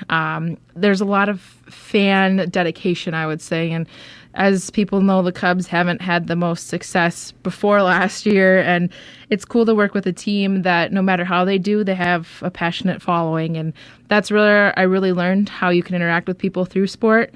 And that just fueled my passion for the industry. And so bringing that here to Kutztown, I want to make sure that I can bring that same passion to all the sports that KU offers. So it's exciting for me. I would imagine that the experience at Arizona State, you're talking a major conference in Division I, is also going to help you quite a bit as well. Absolutely. It takes a lot of things on a large scale. And so I can take my experiences from that and tailor it to the D2 Kutztown level. And it's still important. And between D2, D1, I can really manage and take different things from the different levels. We're going to talk here in a second about some of the things that the fans might see that your job entails, but you rattled through a lot of things that maybe are behind the scenes that fans don't even realize, but are still important to pull off an event here at Kutztown. Absolutely. There's a lot of behind the scenes that a lot of people don't realize. Even just for our first home game that we had this last weekend on the 2nd, it was making sure that we had enough student workers so that, when you walk in the door, someone's there to greet you and take your ticket and make sure they find your seat okay. And there was a pizza promotion from Camilo's that we gave out pizza, and that took a little bit of planning to get involved. But there's a lot of behind the scenes that has to go on to make sure that everyone who comes to our events is really enjoying their time. We're talking with Haley Harnden, who is the new assistant to the Director of Athletics for Internal Operations here at Kutztown. 4 months new, I should point out. You mentioned football. There's a lot left. What are some of the promotions the fans can expect the rest of the season at Andre Reed Stadium? Absolutely. First off, for our next home game, the 16th, we have a brand new promotion called Berks County Schools Day, which I am very excited about. I invited all of the elementary, intermediate, and middle schools to partake in a food drive where all the schools will collect, canned goods, anything that they want to donate, and in exchange, they get a free admission to the football game. And the school that actually gets the most canned goods will get to run out with a team pre-game, and that's something that Jim Clements, the head coach, is really excited about. I know a lot of their players like the community involvement, and for these kids, it's going to be something that they'll remember at KU for the rest of their life. And even before the game starts, it's going to be a kind of fun carnival. We have the Lehigh Valley Zoo coming. Tumble and Bounce is bringing a bouncy house. The Phantoms are coming. The Fight and Phils, Dorney Park. So pregame, there's going to be a lot for the kids and their families to do. And we're going to have different off-season sports come too, like men's and women's basketball. They're interacting with the kids. And I really want to make it a family fun environment. And then not to mention, we have 11 schools for sure committed coming. And if they bring a couple hundred kids, it's going to be a really fun environment that I'm really excited for. Obviously, then you still have the homecomings and those types of things. What else can we expect later in the season?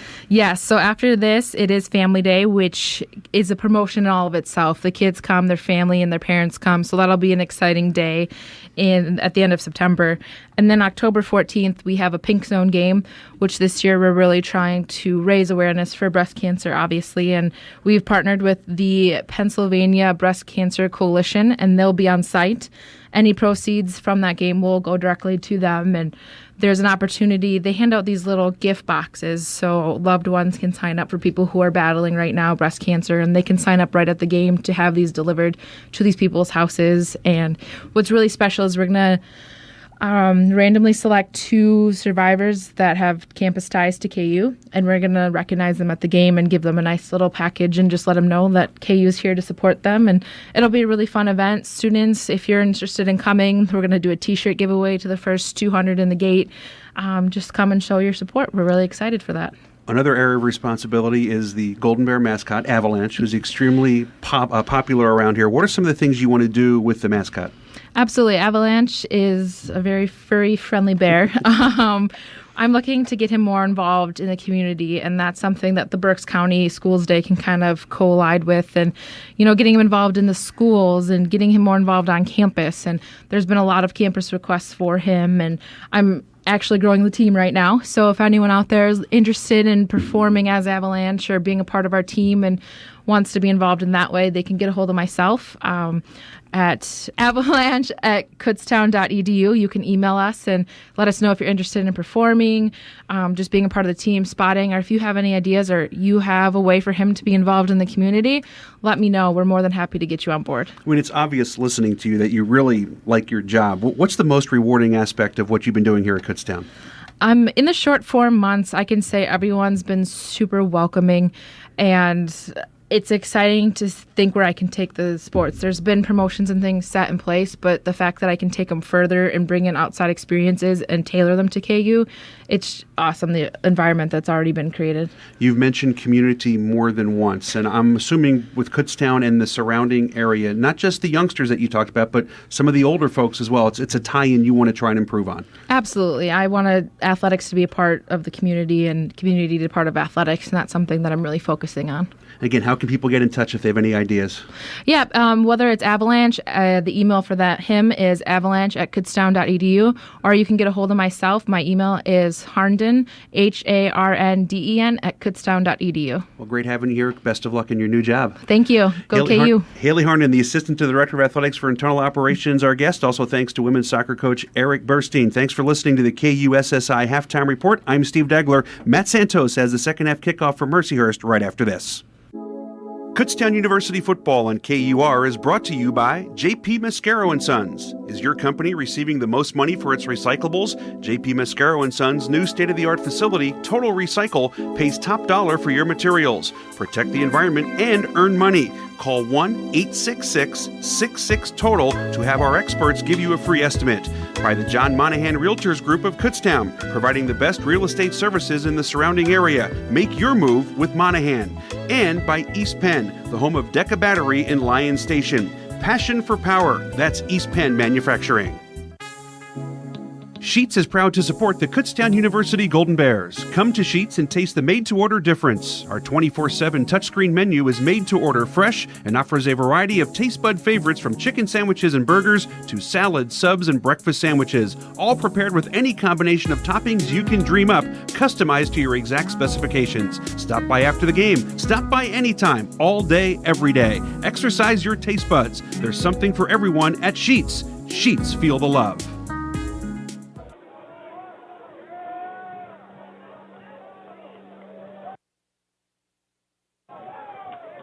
Get the ball to start second half.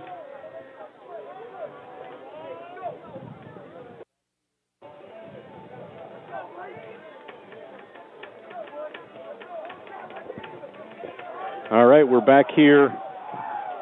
Tulio Field, the campus of Mercyhurst University in Erie, Pennsylvania. Matt Santos, along with Greg Bamberger. Emily Schlegel is our producer.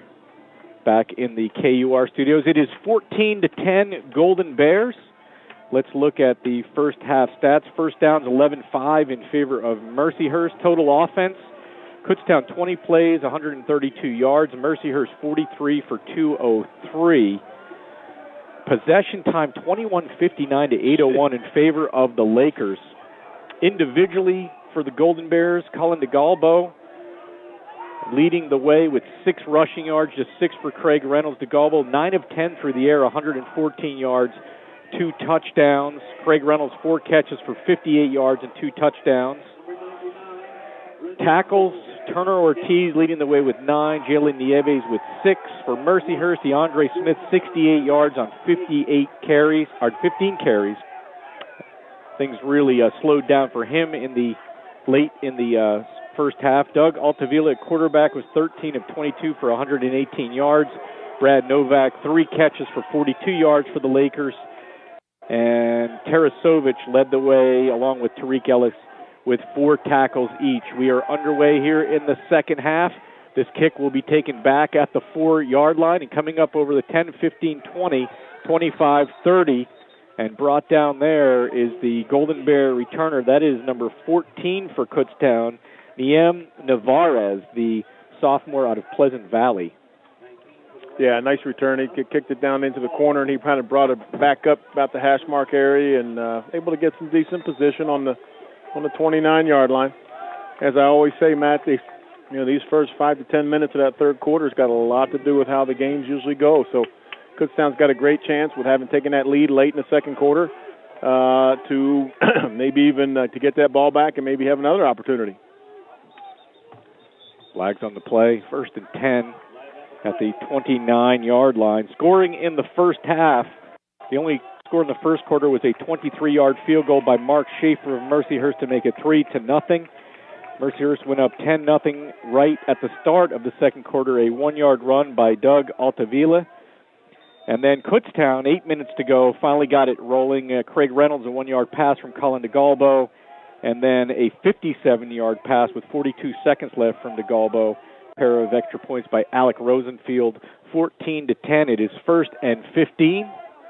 After the penalty against the Golden Bears, would you have an illegal shift or motion down there, Greg? Yeah, this is legal procedure. One of the offensive linemen moved early, I believe. DeGalbo trying to buy time, rolls to the far side. He throws, and it's incomplete. In and out of the hands of the intended receiver, Diego Torres. Another flag on the play in the area of holding. That's what it looks like. Got a hold, I believe, on Kutztown. I don't know the number. Not that it really matters. But we start off the first half going backwards 15 yards, and that's obviously not the way you want to get going. The Golden Bears working with the wind here in the third quarter, moving from left to right on your radio dial or computer screen, however, your smartphone, however you're listening to us. It's not the old radio dial anymore necessarily. We're actually going right to left now. We should be going left to right. We're going right to left. After the penalty against KU, 1st and 25 for holding. Here's a handoff to Reynolds, who takes it to the 19 for a gain of 5. So left to right, Golden Bears. The Golden Bears are going left to right, but the first 2 plays, we were going right to left. I see what you're saying. Because we were going backwards. Right. That's what I was trying to say. Unfortunately, we were going right to left. Even though we're facing right, we were going that way. But they are going away from Lake Erie. They're going to the south end zone. Correct. DeGalbo back, 2nd down and 20, rolling near side. He's going to take it himself. Oh, he's hit hard at the 20, breaks the tackle, 25, 30, 35. Colin DeGalbo took mega hits as he got near the first down marker, a big pickup of about 17 yards. And I'll tell you what, that worried me, Greg. I don't know. That was a heck of a hit. How he stayed on his feet, Matt, I have no idea. He just kept stumbling forward and ended up getting us to a 3rd and 2 situation here. Wow. 3rd and 3. He looked like a fullback. Oh, my goodness. As he just banged off of one green jersey off of another after another and cut to the middle of the field. 3rd and 3. And he's going to pitch it left side to Reynolds. Reynolds has a 1st down and more as he takes it up to the 43-yard line. Yeah, that's just that little lead option play that we run out of the we run out of shot. Well, everything's out of shotgun. I shouldn't even say that anymore. We don't even do short snaps, I don't believe. But that's DeGalbo attacking the edge of behind the left tackle and trying to draw that defense in. And then as soon as they draw to him, because he is a running threat, quick little pitch to Craig for a nice little gain. 1st and 10 from the 43. Trips to the near side. Play action. Pass to Diego Torres. Oh, over the middle. And DeGalbo put it right there in the seam at the 43-yard line, Greg, and that could have been 6. That was right in the breadbasket. Diego, I'm sure, would like to have that one back. It looked like it hit him right in the belly, he was running into the middle. Excuse me, running into the middle of that defense. So I don't know if he was looking for green jerseys or not, but he wasn't able to pull it in, but it was a nice throw by Colin. 2nd and 10. KU had some problems last week with holding on to that football. Working from the far hash, slot to the near side, and this is a quarterback option. The Galbo takes it himself and picks up about a yard. Yeah, he just read that. That's the read option that all the teams are running these days. That's been a big part of our offense, obviously. And Colin wasn't able to get around the edge after he faked the handoff to Craig Reynolds up the middle. Nice play by the defensive end of Mercyhurst to stay disciplined and not allowed Colin to get free. 3rd down and 9. The ball at the KU 44-yard line. Trips to the near side. One receiver to the far side. It's Torres. Reynolds in the backfield. The Galbo taking the signals from the sideline with time. Going deep down the far sideline. Has a man open. Complete. Down inside the 40-yard line. And that is, guess who? Craig Reynolds. Lucky number 13. Got free. That's one thing that Craig can do that a lot of running backs struggle with, even at the professional level. If you get a running back that can catch the ball down the field, like we saw at a Kareem Hunt the other night, oh my gosh, for the Chiefs. Unbelievable, Greg. A lot of running backs don't have that ability, and Craig has that ability to catch the ball over his shoulder down the field, which is not easy if you're a running back sometimes.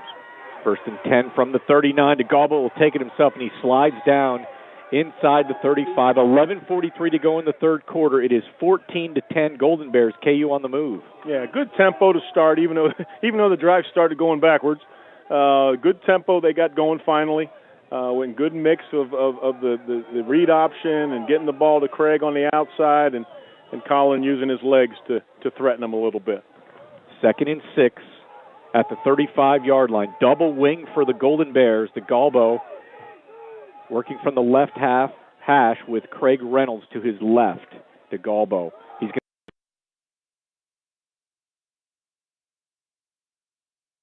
to yards on that. It's a flag down. I'm not going to say. I'm guessing it's going to be a hold against Kutztown or a block in the back on our receiver.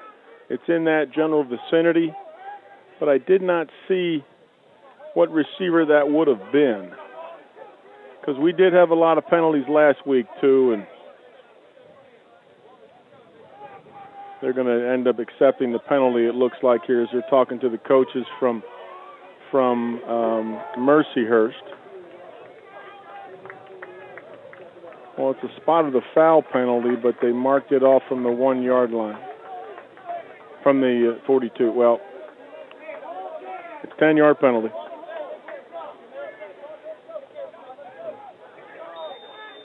Second and 19, back at the Mercyhurst 48-yard line. Now, this time KU is going to split out Andrew Garbarino, the tight end, to the near side. Bit of a different formation. Trips to the near side, one to the far side. DeGalbo back.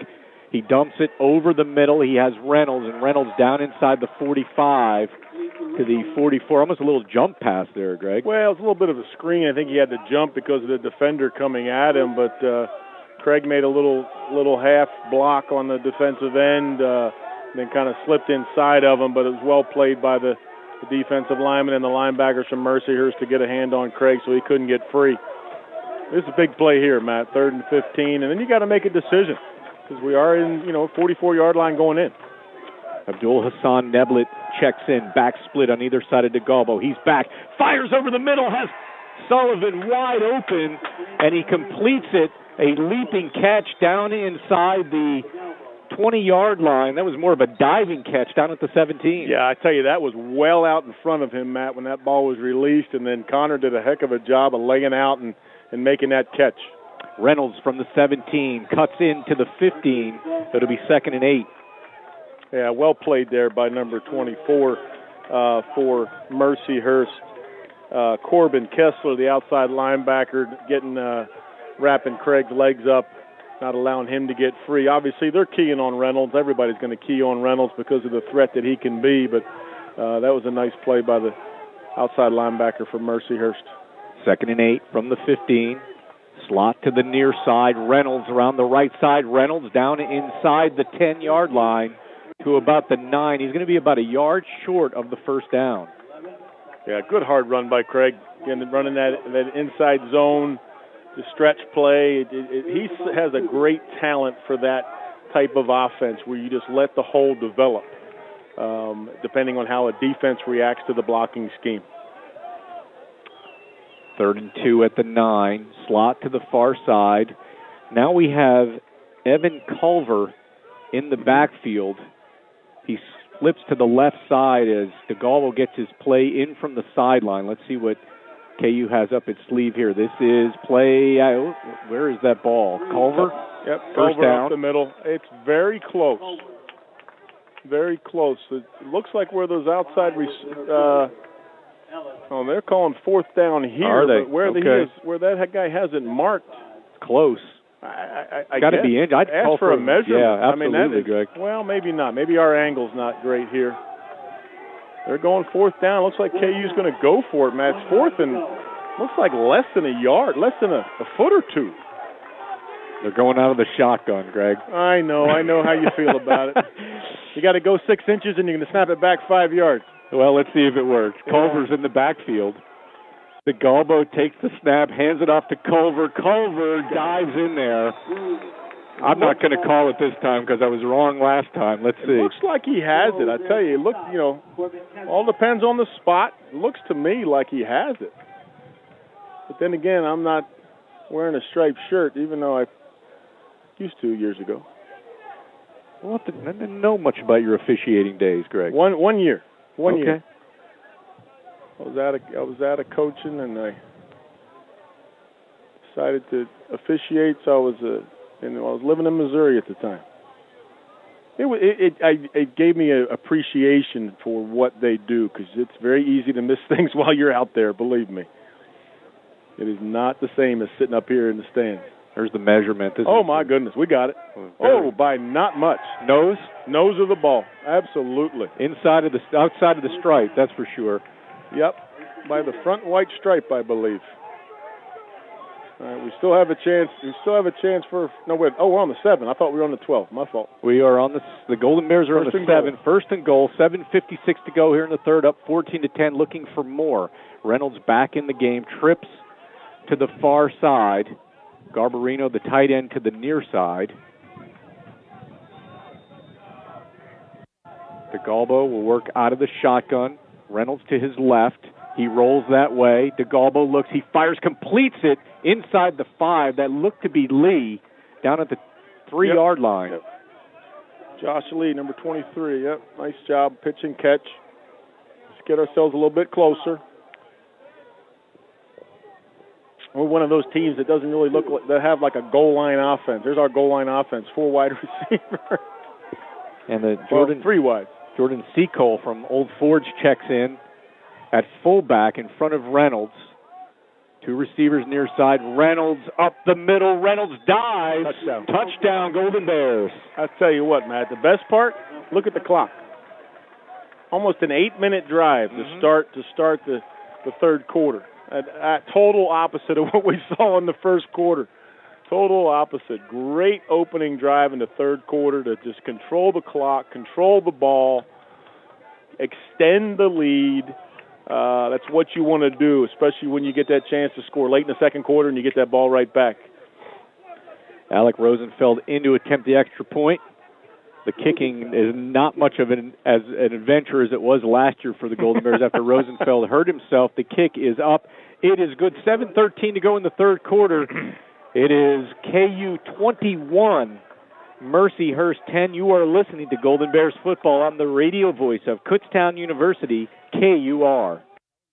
Kelly's Sports is your apparel headquarters for Kutztown University Athletics, with store locations in Westchester and Reading and online stores at kellysteamsports.com. Kelly's offers simple setup, easy ordering, quick turnaround, and no hassles for athletic teams and organizations. You focus on winning games, Kelly's makes sure you look good doing it. Kelly's Sports, since 1972, outfitting team sports is what we do. Kutztown University football on KUR is brought to you by Mama's Delight Pizza, featuring fresh bread baked daily, fast delivery, daily specials, and online ordering. Visit Mama's 7 days a week in downtown Kutztown. And by Service Electric Cablevision, your foundation for family entertainment, offering lightning-fast, high-speed internet speeds, hundreds of TV channel choices, and crystal clear phone service. Bundle and save today at secv.com. 7:13 to go in the third quarter. The Golden Bears putting together a long, deliberate drive that results in another touch on the third of the day. First rushing touchdown by Craig Reynolds. This kickoff with the wind behind Rosenfeld chases the returner back to the goal line. He brings it out, and the Golden Bear coverage team is there back at the 13-yard line. Yeah, initial hit made by freshman Daniel Green, 6 foot, 180-pound defensive end from Levittown, played at Conwell Egan Catholic High School. Nice initial hit, and then he's able to slow up the receiver and the returner, and the rest of the kickoff coverage team came down to hold him to just on the 13-yard line. Great coverage. Good kick by Alec with the wind at his back. Able to get it up in the air and drive him all the way back almost to the goal line, the returner. That was Ben Young on the return, and it is 1st and 10 for the Lakers at their own 13-yard line. So now KU defense can really turn on the pressure. Handoff, DeAndre Smith right side, and DeAndre Smith gets about 3 yards. Yeah, you'd really like to see the defense just kind of keep up where they left off in the second quarter, doing some things up front to slant and move and not let those big dudes on the other side of the line latch on to them. And that first play looked like they were doing the same kind of thing. But as we've seen, that DeAndre Smith is pretty elusive, and he's a good, strong, hard runner. So this is a big drive here to allow Kutztown to solidify this lead we have. 2nd and 7, backs in the eye. DeAndre Smith left side, big hole, 20, 25, 30, and he's brought down by the platinum gold cleated. I know you love those cleats. No, don't even go there. Cox Cohen, the sophomore out of Harrisburg High School. First down, Lakers.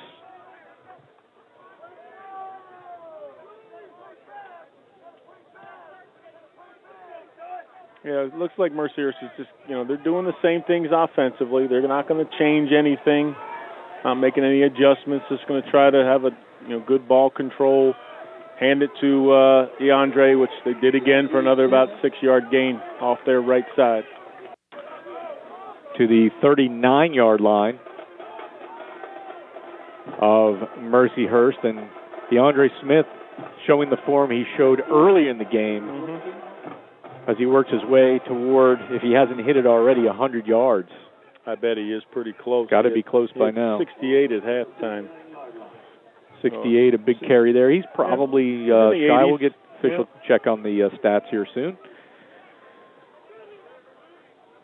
2nd and 4. The ball at the Mercyhurst 39-yard line. Backs in the eye. One receiver to the near side. And they will feed it again to Smith, who takes it over the 40 to the 42-yard line, a gain of 3. Yeah, you see Mercyhurst the last couple plays just lined up in 2 tight ends, 1 wide receiver, fullback, tailback. They're just going to line up, try to use their size, kind of what gave them success in the first quarter. That's what they've done the last couple plays, because they know they're bigger than we are, and they can latch on and give him some creases. Same thing, 2 tight look, both tight ends on the same side of the formation, however. 3rd down and 2. Look for play action here. Backs in the eye, 1 receiver split to the near side, wing to the right side. Smith is wrapped up back at the 41. Jalen Nieves was back there. The guy that made that play was Ronnie Tomasetti. Ronnie Tomasetti got great penetration, tremendous penetration. Looks like Mercyhurst thinking about going for this, Matt. 4th and 2 on their own 41-yard line. They thought better. They took some chances last year, if you recall, Greg. Do you remember that? I do remember that. They absolutely took some chances when I remember calling that game on KU TV and thinking, what are you doing? And I was wrong a few times where they went for it on 4th down and converted and ended up taking chances to win that game, and they did think about it there. So Craig Reynolds will drop deep back at his own 19. Standing at his own 26 is Brendan Cole. High, wobbly kick. Reynolds at the 20, 25, and he's tripped up at the 27, and that's where the Golden Bears will go back to work, leading 21-10 with 3:37 to go. Now, this is the first of 5 road trips for the Golden Bears this year. Not too terrible of a travel schedule. Nope. We'll have all 5 games for you here on KUR, the road games. The home games, of course, will be on KUTV. You can hear the audio here on KUR. But, Greg, this is the only overnight trip for the Golden Bears this season, the longest trip in the regular season against Mercyhurst. Yeah, normally we try to have, we play in the Western schools. Usually you're always playing 2 of them at home and 1 away. And this year, of course, we have Seton Hill and the final one against Slippery Rock at home. And in the other years, we have 2 of them on the road. And most of them, if not all, are overnight trips because they're, 5-6 hour trips. First and 10 from the 27, Reynolds. Off the right side, and Reynolds is stacked up after a gain of about 2. The Golden Bears will be home the next 2 weeks.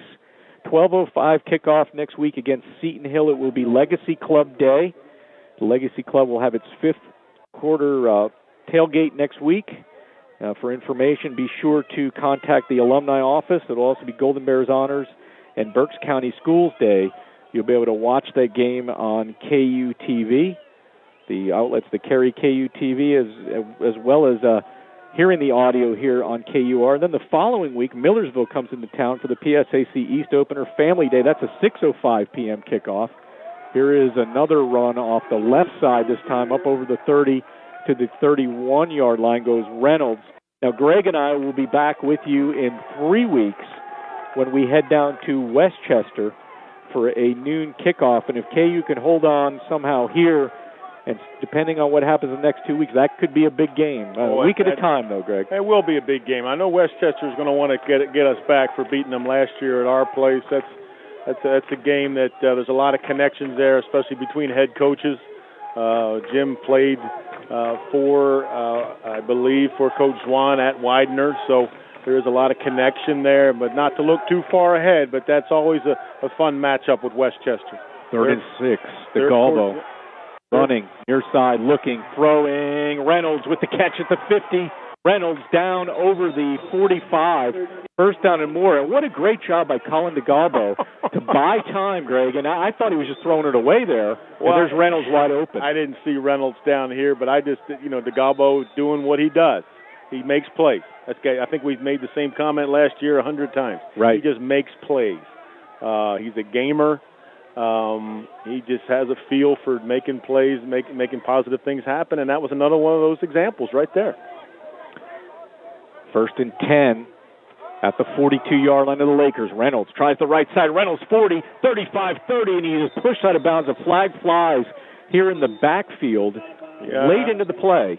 I imagine it's going to be a hold, or it looks like an illegal chop block against Kutztown. I did not see it, so I can't disagree with the officials, even though I probably would. But it looks like there was a block below the waist in an area you're not supposed to.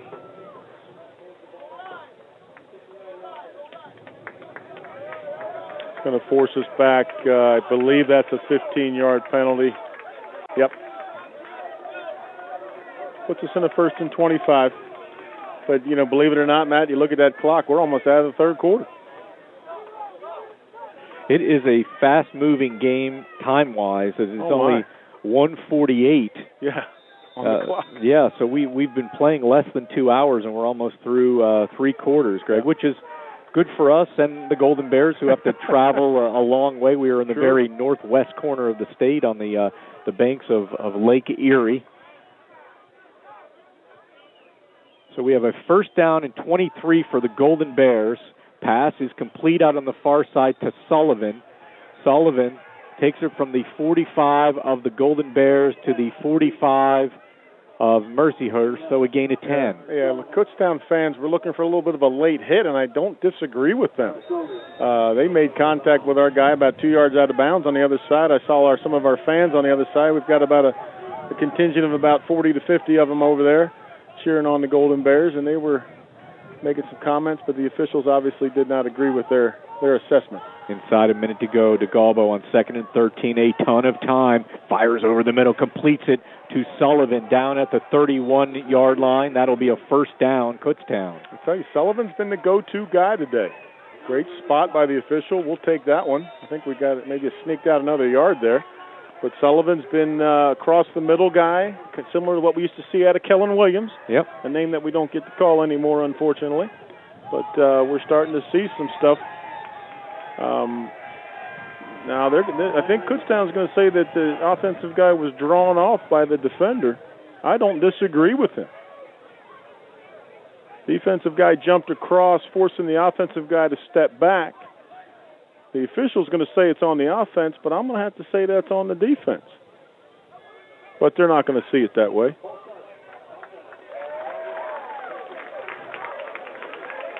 Coach Clements is trying to get his point across to the official, and I have to agree. I mean, these day and age, when a defender jumps across and it forces an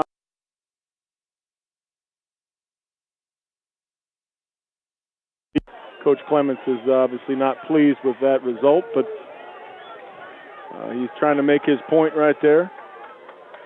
And the umpire or the official is obviously not listening to him. 1st and 15 at the 35.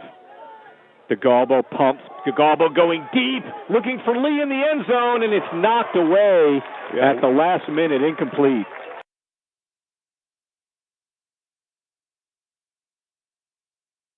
Number 1, Dante Redwood, the junior out of North Ridgeville, Ohio, made a nice ball knocking that away. I think Collins should have let it go maybe a little sooner, but good chance for that. Good timing, I should say, for a little pump and go after your penalty and your great field position and you're with the wind. Just probably could have let it go a little sooner. Might have resulted better. 2nd and 15 at the 35. 7 seconds to go in the quarter. Handoff. This is Culver.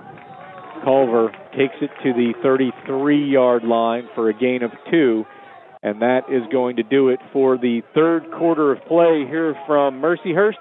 Your score, the Kutztown University Golden Bears 21, the Mercyhurst University Lakers 10. You are listening to Golden Bears football on the radio voice of Kutztown University, KUR.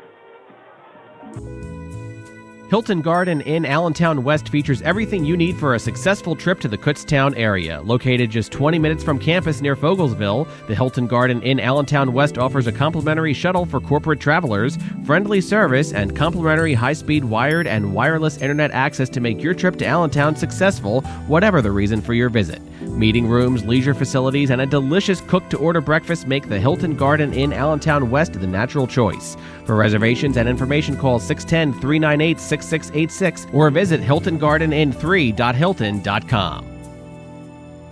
Americans enjoy 7 billion hot dogs between Memorial Day and Labor Day, but the great taste doesn't stop there for Kutztown University Golden Bear sports fans. Burke's hot dogs can be purchased at KU Athletics concession stands throughout the fall, winter, and spring.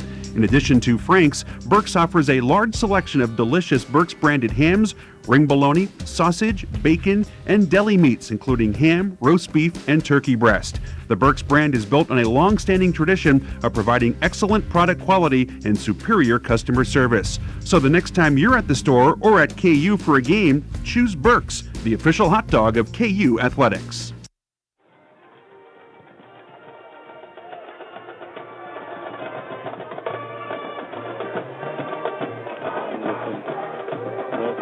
Start of the fourth quarter here from Mercyhurst. Matt Santos here along with Greg Bamberger. Emily Schlegel, our producer, back on the board in lovely Kutztown, the KUR studio. This is 21-10 Golden Bears on this beautiful late summer day for college football. The Golden Bears with a 3rd and 13 from the Mercyhurst 33. Kutztown will go with a double wing. Craig Reynolds in the backfield. The Golden Bears moving toward the north end zone, right to left here in the fourth quarter. Reynolds goes out to the near side. 5-receiver set now. DeGalbo rolls, he fires, and he completes it well short of the first down at the 28-yard line. This is a tough decision here. You're 4th and 7 on the 32. Matt, you obviously we're going for it. Not even a chance. Kicking into the wind, it would be a 40-some yarder into the wind, and Kutztown's definitely made a decision for a two-play situation. I think the receiver there was Amadou Barry. Yes, it was. It was. 4th and 7. Barry, a freshman out of Upper Darby, West Catholic Prep. Far hash, Kutztown with a double wing. The gobble back on 4th and 7, looking near side, and he's pressured, throws it incomplete. Intended on the near side for number 21, Nate Harka, the freshman out of Saucon Valley. Yeah, Colin could not step into it. Obviously, Mercyhurst brought some pressure. I believe it was at number 59. Yep, Uwala Amarugby, who got the pressure. He had some pressure on Colin earlier in the game and definitely could not step into it to make the throw. So 21-10 in favor of the Golden Bears here in this 2017 road opener. KU trying to even its record at 1-1. Mercyhurst with a 1st and 10 at its own 27. Smith is 4 yards short of 100, but Altavilla will go back. He'll pass, and he will complete it near the first down marker to his favorite target today. That is number 80, Brad Novak. Novak has now 4 catches for about 50 yards. Yeah, again, Mercyhurst is going to just keep doing the same thing. I mean, they're just doing play action, 2-back look, running ISO pass. Nothing too fancy. They really haven't changed anything. I think just Kutztown's defense that just stepped it up after those first 2 drives in the first quarter. 1st and 10 from the 37-yard line. Smith on the carry. He'll try the right side, and Smith will get nowhere. 2nd and 10. Yeah, wrapped up by Eric Miller, the 6'2", 265-pound redshirt freshman from Emmaus High School, Macungie resident. Has gotten a lot of playing time these first couple weeks and did a nice job of getting penetration and stopping DeAndre Smith for a short gain. 2nd and 10 from the 37. Pistol now. Altavilla back. Looking, firing deep down the far sideline over everyone's head. Incomplete. Jake Perry on the coverage. He had number 80, Brad Novak, covered like a glove. Yeah, well covered there by Jake. Just right in his hip pocket, and I don't know what they were really trying to do there. Just kind of a one-man route. I didn't see a lot of other guys out on the field, so not sure what they were trying to accomplish.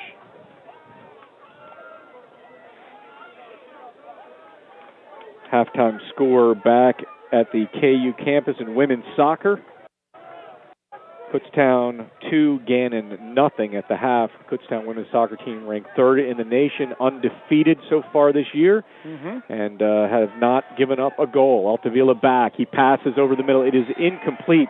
A little bit behind his intended receiver, Bryce Mostaller, the tight end. Yeah, good pressure by Steve Plousis and Tomasetti to force the quarterback. He had to lean back a little bit to throw the ball, so he threw it behind him.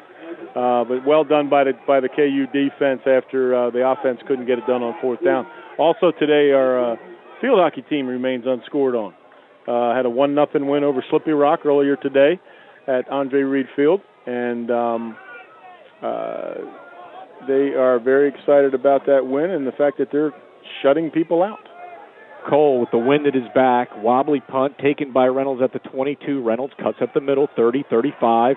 And Reynolds is tripped up at about the 40-yard line, and there is a flag back at the 29.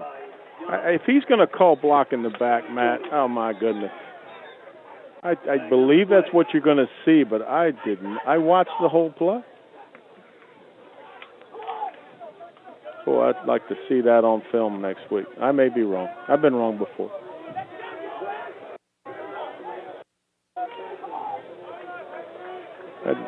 I watched those blocks right there, and they're calling illegal block in the back. We can't quite hear the referee's mic, unfortunately. It's really low, but I believe it was block in the back on one of our punt return guys. We had, I think, a handful of those last week, so it wouldn't surprise me that's what we did, but that's not how I saw it.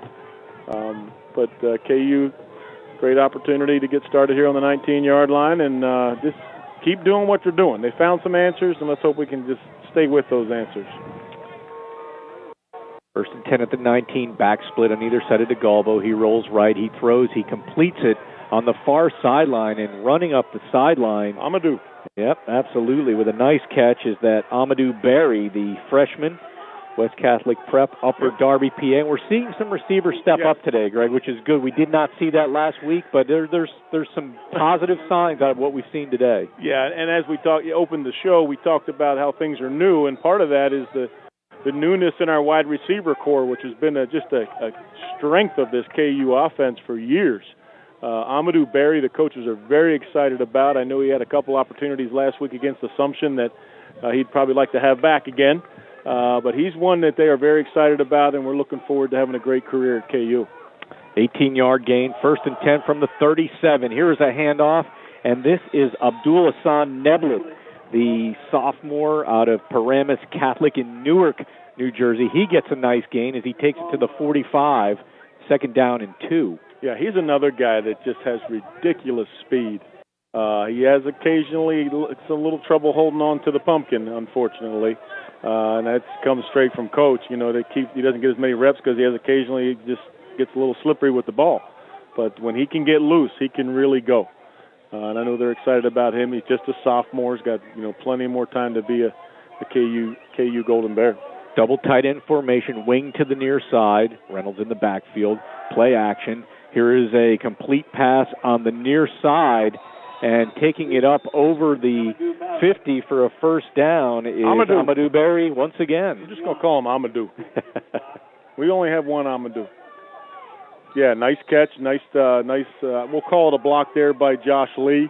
I think the defender kind of blocked himself, but Josh was there to hold the defender off a little bit and let Amadou get what he needs to get for the 1st down. 1st and 10 at the Laker 49, wing to the far side, double tight end again. As DeGalbo works from the near hash, shifts Reynolds to the near side out of the shotgun. Reynolds, he'll take it around the right end. Reynolds tries to cut the corner, 45-40. Reynolds gets the 1st down. It looks like he has it down about the 39-yard line. We'll see where they mark it. Yeah, that's just a great, solid run by Craig. He got everything he could out of it. He's one of those guys, and I've said this before, that you block a play for 10 yards, he's going to get 10 yards. Block a play for 4 yards, he's going to get 4 yards. And sometimes he'll rip them off and get 50 yards.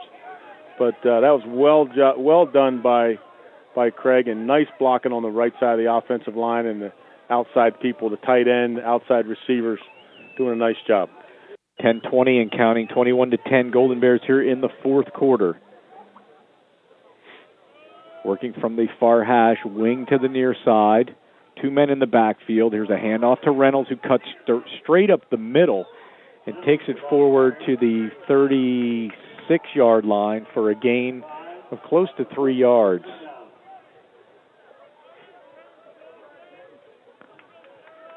Second and 8, Golden Bears. Kutztown trying to finish this drive off strong and maybe put this one out of reach. Well, I'll tell you what, as fast as this game's going, Matt, we're down to under 10 minutes in the 4th quarter. We had the ball for over 11 minutes in the 3rd quarter.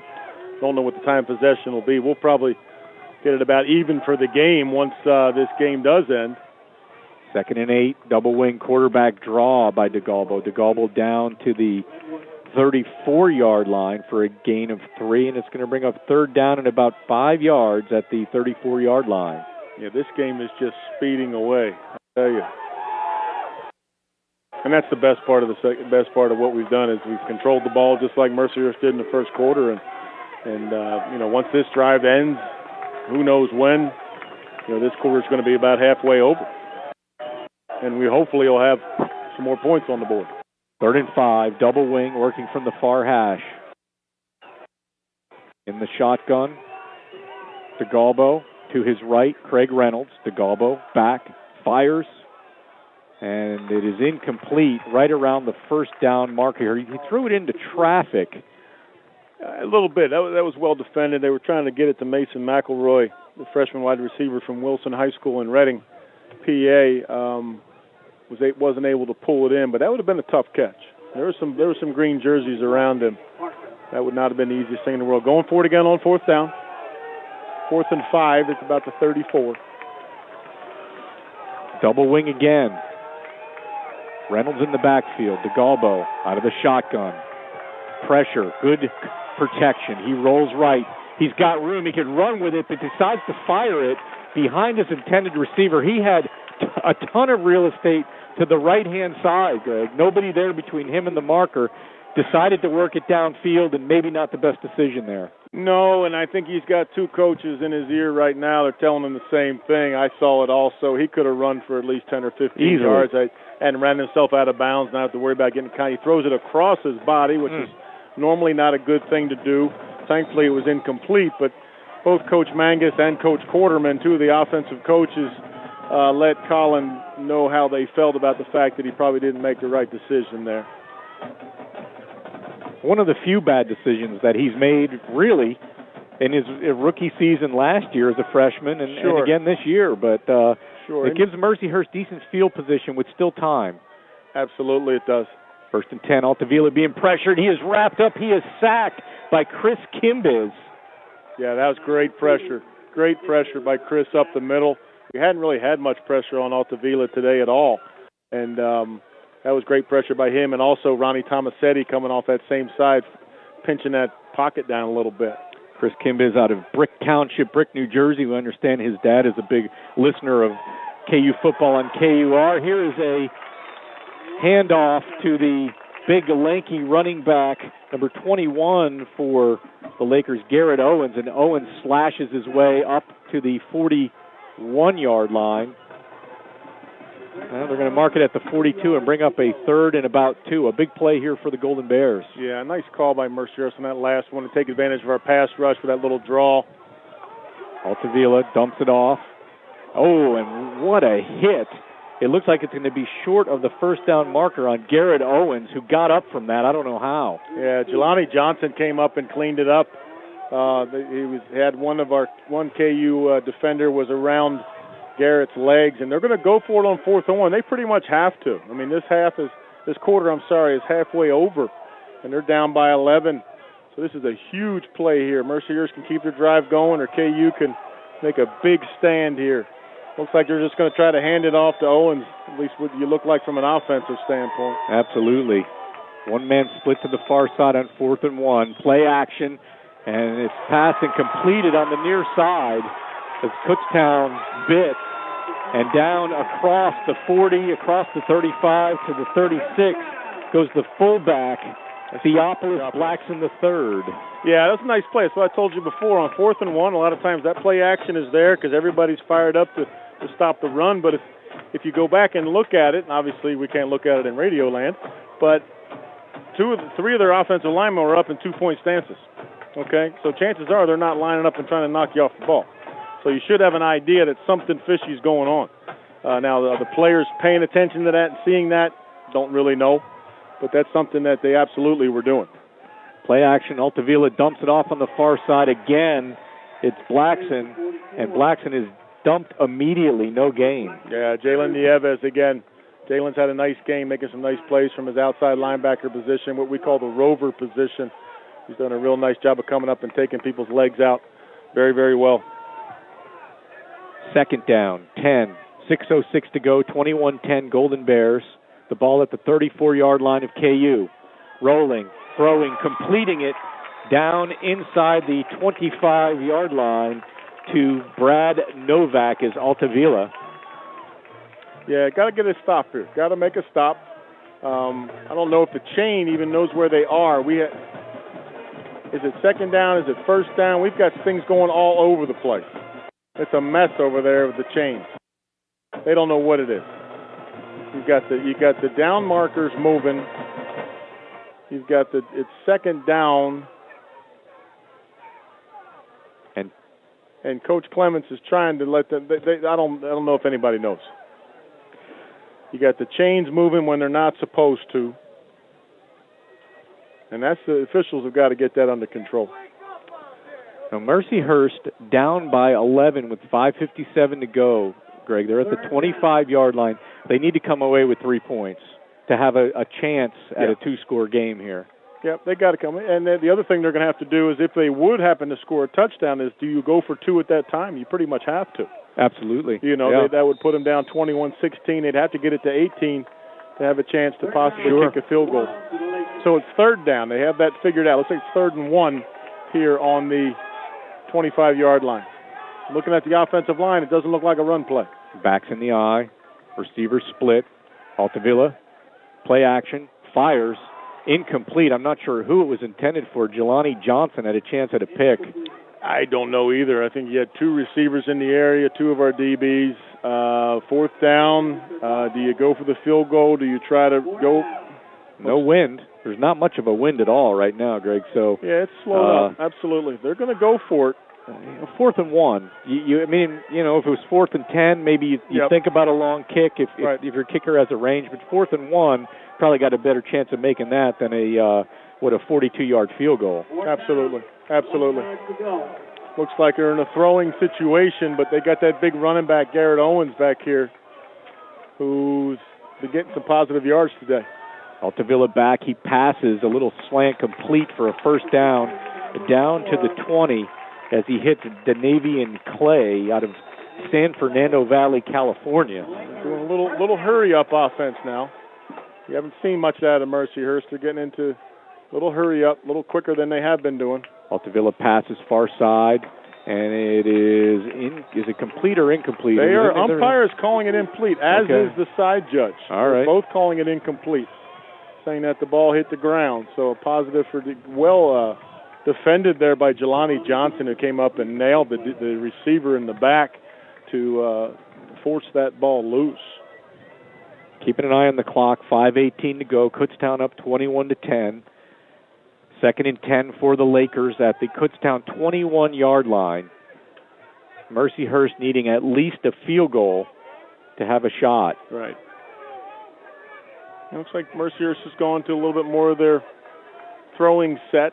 And you don't see Yandre Smith out there. I don't quite understand why. Great job. Kimbez again on the sack.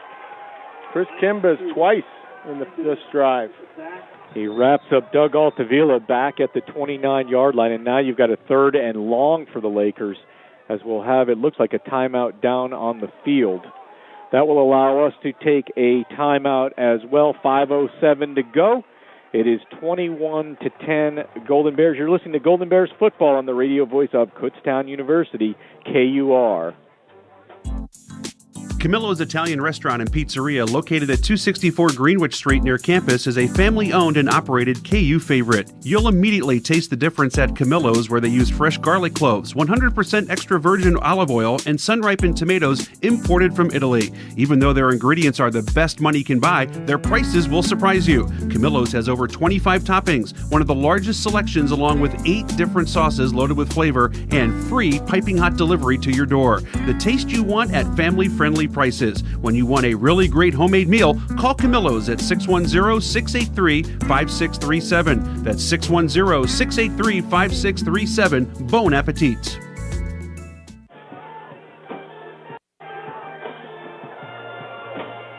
.507 to go here in the fourth quarter. 21-10 Golden Bears over Mercyhurst. It is 3rd down and 16 for the Lakers at the Kutztown 27-yard line. A big couple of plays coming up here. Altavilla out of the shotgun, fires over the middle, has a man, and up the seam and in for the touchdown goes the running back, Garrett Owens. 27 yards. Yep, 27-yard play. Nice job by Mercyhurst finding him across the middle. Did not get a lot of pressure on Altavilla. They are going for 2, as you can tell. Looks like they're going to put the ball. Sometimes you can move it hash to hash. They're keeping it in the middle. KU's defense is looking for some people. 1, 2, 3, 4, 5, 6, 7, 8, 9, 10, 11. They have 11. All right, here we go. 2-point conversion attempt. 21-16 Golden Bears. Mercyhurst trying to pull within a field goal. Double stack. The receivers on either side. Altavilla back. He fires, and it is knocked away, incomplete. On the play there defensively for the Golden Bears, will try to get the number. Jelani Johnson. Absolutely. He's had a nice second half. He's made some big hits. He's defended the balls pretty well. That's one there. If you can pick it off, you can always run it back the other way for 2 points for Kutztown. But nice job by the Kutztown defense to stop the 2-point conversion. 5 minutes to go. I don't think this is onside kick time, but you never know. You never know. I think that the KU, you can see the KU bench looking over here at the Mercyhurst kickoff coverage team. It looks like we are not expecting an onside kick. Well, the field goal's out of the mix now for Mercyhurst. With Correct. 5 minutes to go, the Lakers trail by 5. If you're Kutztown, you got to remember last year, Greg. You had this team pinned down, and you let them sneak back and take one away. They will play till the final whistle. Absolutely, they will. So what the Golden Bears need is a good, sustained offensive drive with a lot of Craig Reynolds, in my opinion. A lot of We'll Craig see what Reynolds happens. and Colin DeGalbo running the ball instead of throwing the ball on that one. If he makes that decision, maybe it's a different situation right now. A short kick. Make sure it goes out of bounds. It sure did. Wow. Kutztown's going to have great field position. I don't know if I agree with that at all, Greg. You have the wind at your back, kicking it away, and the ball goes out of bounds at where? The 30, looks like the 33-yard line. So Kutztown, where will they place this? I believe the rule is you get it on the 40 automatically, or you can make them kick it again. It's either the 40 or the 35. Unfortunately, I don't remember off the top of my head. They're discussing it with Coach Clements right now. I think he's going to ask him to kick again. No. Why would you kick again? Ask for that. It's our ball, 35-yard line. Okay. 35 is a great field position. I would absolutely take that field position. So we have 5 minutes left here in the fourth quarter. It is 21-16 in favor of the Golden Bears. Kutztown on offense. The Golden Bears trailed 10-0 and then scored 21 answered points, but Mercyhurst getting back on the board here to make it 21-16. Okay. They moved the ball to the 37. I'm going to say because the ball went out on the 32, it's a 5-yard penalty to the 37. That's the only thing that logically makes sense to me. But we'll take it. First and 10 at the 37. Reynolds in the backfield, wing to the near side, double tight end set. DeGalbo hands it off to Reynolds. Reynolds into the pile. And Mercyhurst, with now a little bit of momentum, stacks up Craig Reynolds, gain of 1. Yeah, well defended. We didn't get a real good push there. You definitely do not want to just do a 3-and-out here. That's the thing you don't want to see. But Mercyhurst has the momentum back, a little bit more life than they had. Kutztown, I think, that drive where we did not convert, the last offensive drive, I think, took a little steam out of us. And then the defense got hit by a couple of a big play for the touchdown there. But long way to go. 2nd and 9, slot to the near side, 2 back, split on either side. And off again, Reynolds. Reynolds pushes forward to the 40-yard line. That'll be a gain of 2 more yards. And now you have a 3rd and about 7.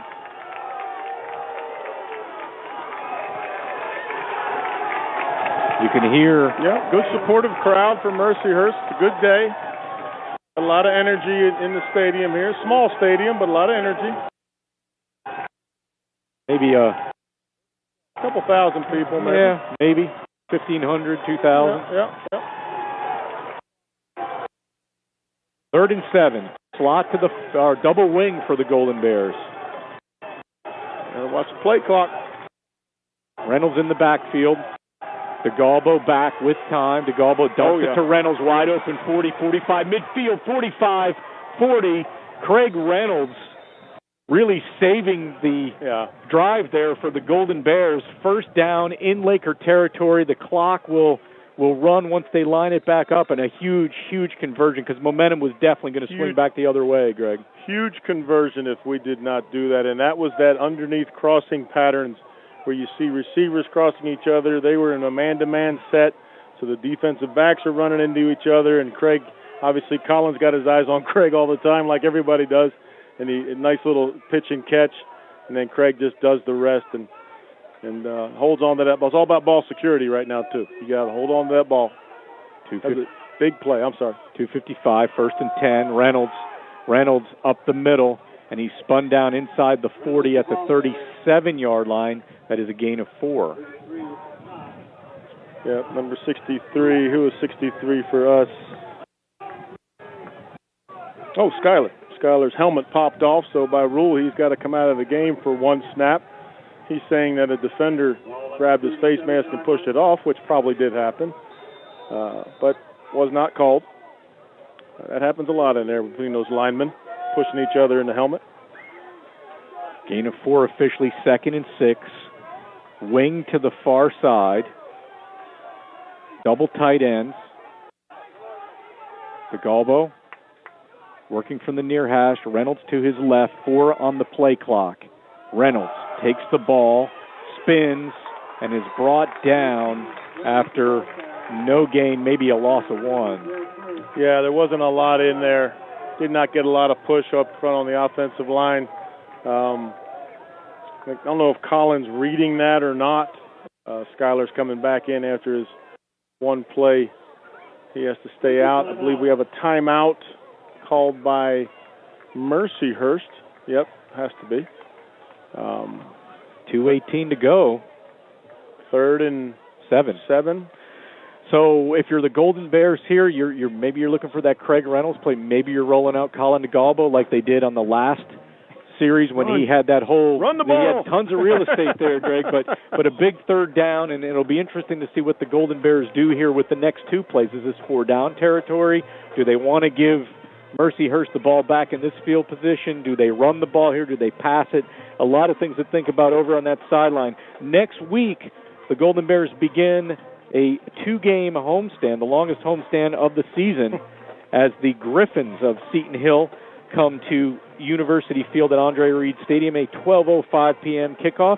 It'll be Legacy Club Day, Golden Bear Honors, Berks County Schools Day, and you'll be able to hear the audio of that game from the KUTV telecast beginning at noon right here on KUR. The following week, the Millersville Marauders come to town for the PSAC East Opener, the traditional Family Day game, a 6:05 p.m. kickoff. Again, that will be on KUTV. And then Greg and I return to the air in 3 weeks down at Westchester for the PSAC East Road Opener, 11:45 p.m. airtime, noon kickoff. Here we go, 3rd and 7. The ball at the 38-yard line. I think you've got to do the run-pass option. I mean, you got to give yourself some options here. Run-pass option play, which is pretty much what they did. Galbo, left side, he has a lot of room, 30, 25, 20. Colin DeGalbo, 1st down and more as he slides down. Slides down and gets hit in the helmet, but we won't talk about that one. Nice job. I mean, and that's what we were looking for. You're looking for that read option, run-pass option, which we do, and because everybody's going to be keying on Reynolds, but you also have to key on DeGalbo. He's got great legs. Does a great job running the ball. Just doesn't run it every time like he should. Well, and he's, he didn't play against Mercyhurst last year. He's been the real difference maker this year, Greg. That's true. I forgot. Yeah, he was not in the lineup yet. 1st and 10 at the 21-yard line of the Lakers. Of course, Colin didn't make his debut until halfway through the Seton Hill game last year. Right, and he led KU on a couple of drives, and it was at that point on the radio that Brian and I talked about him needing to get the start. Here is Reynolds up the middle with 1:37 to go. He takes it down to the 11. Mercyhurst will use a timeout. Final one. Should be their final timeout.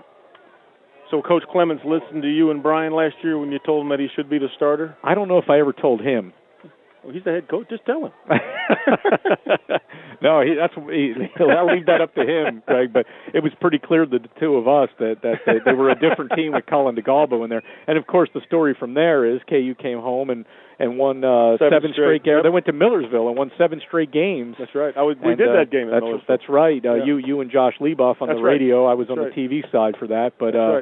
The beginning of 7 after falling behind early to Millersville, and it went on just to be a dream season. Of course, the tough loss to Cal in the finale, and then the off season. We didn't even get to talk about the off season with Jordan Morgan going to the Senior Bowl and then being drafted by the Chicago Bears. He has been put on the injury list for this year, injured reserve, because he needs to get some shoulder surgery. Yeah. Well, I don't want to say, I don't know for sure, but that's our understanding, that he has some shoulder issues. He has to get looked at, and the fact that the Bears made a decision to put him on injured reserve is great for him, because they keep his rights, because they are excited about Jordan and his opportunity, but it's gonna take him a year or so to get in there. And he did get some chances in preseason, which a lot of us had a chance to watch, and it was fun to watch him out there on the big screen. Yeah, with the big boys, that's for sure. Brian Salvador, our sports information director, and I were able to go to Mobile in January for that Senior Bowl weekend. That was a real treat to be able to see Jordan in action with all the Division I guys down there. Here's Reynolds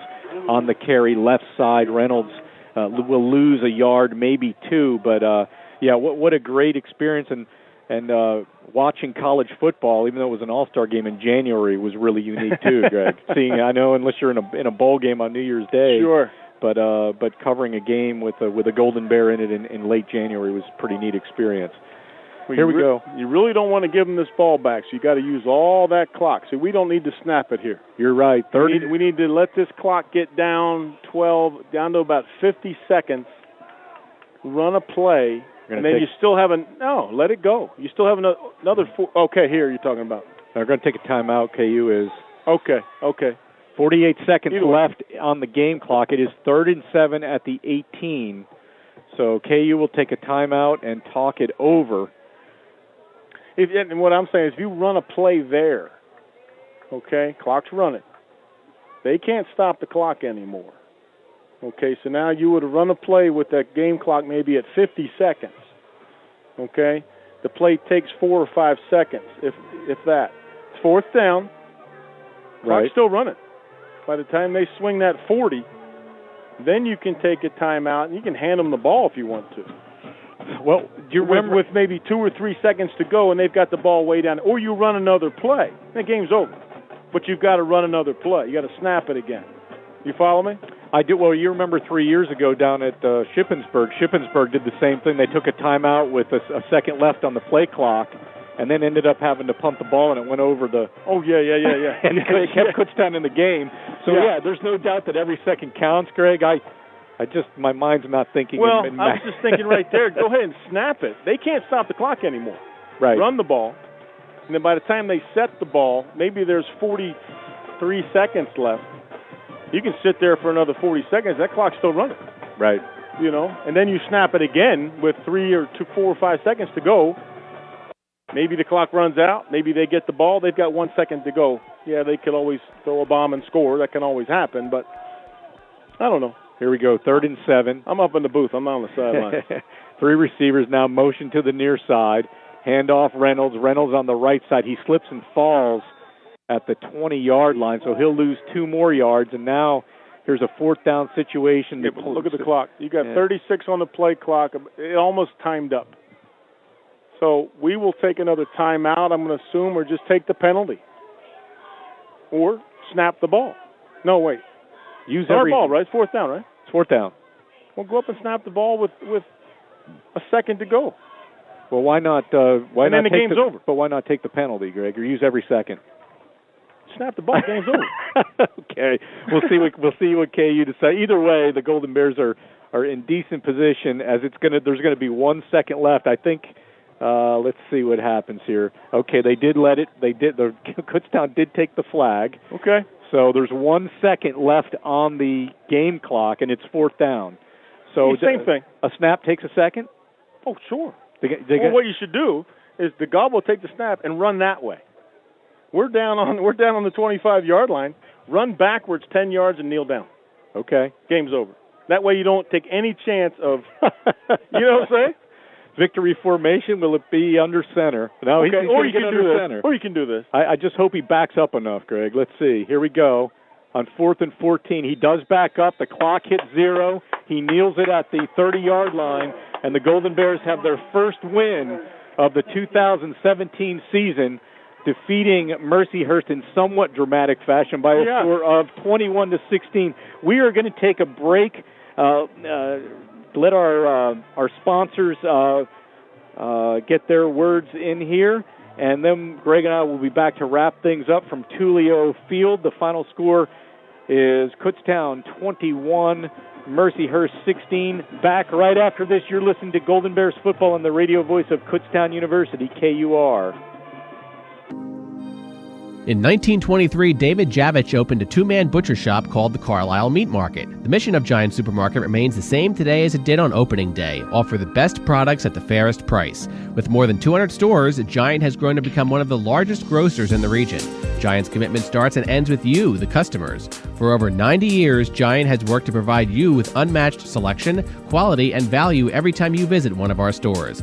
Golden Bear fans, be sure to visit Giant's new 50,000 square foot store, open 24 hours daily, just a half-mile west of campus on Kutztown Road. Giant. Quality, selection, and savings.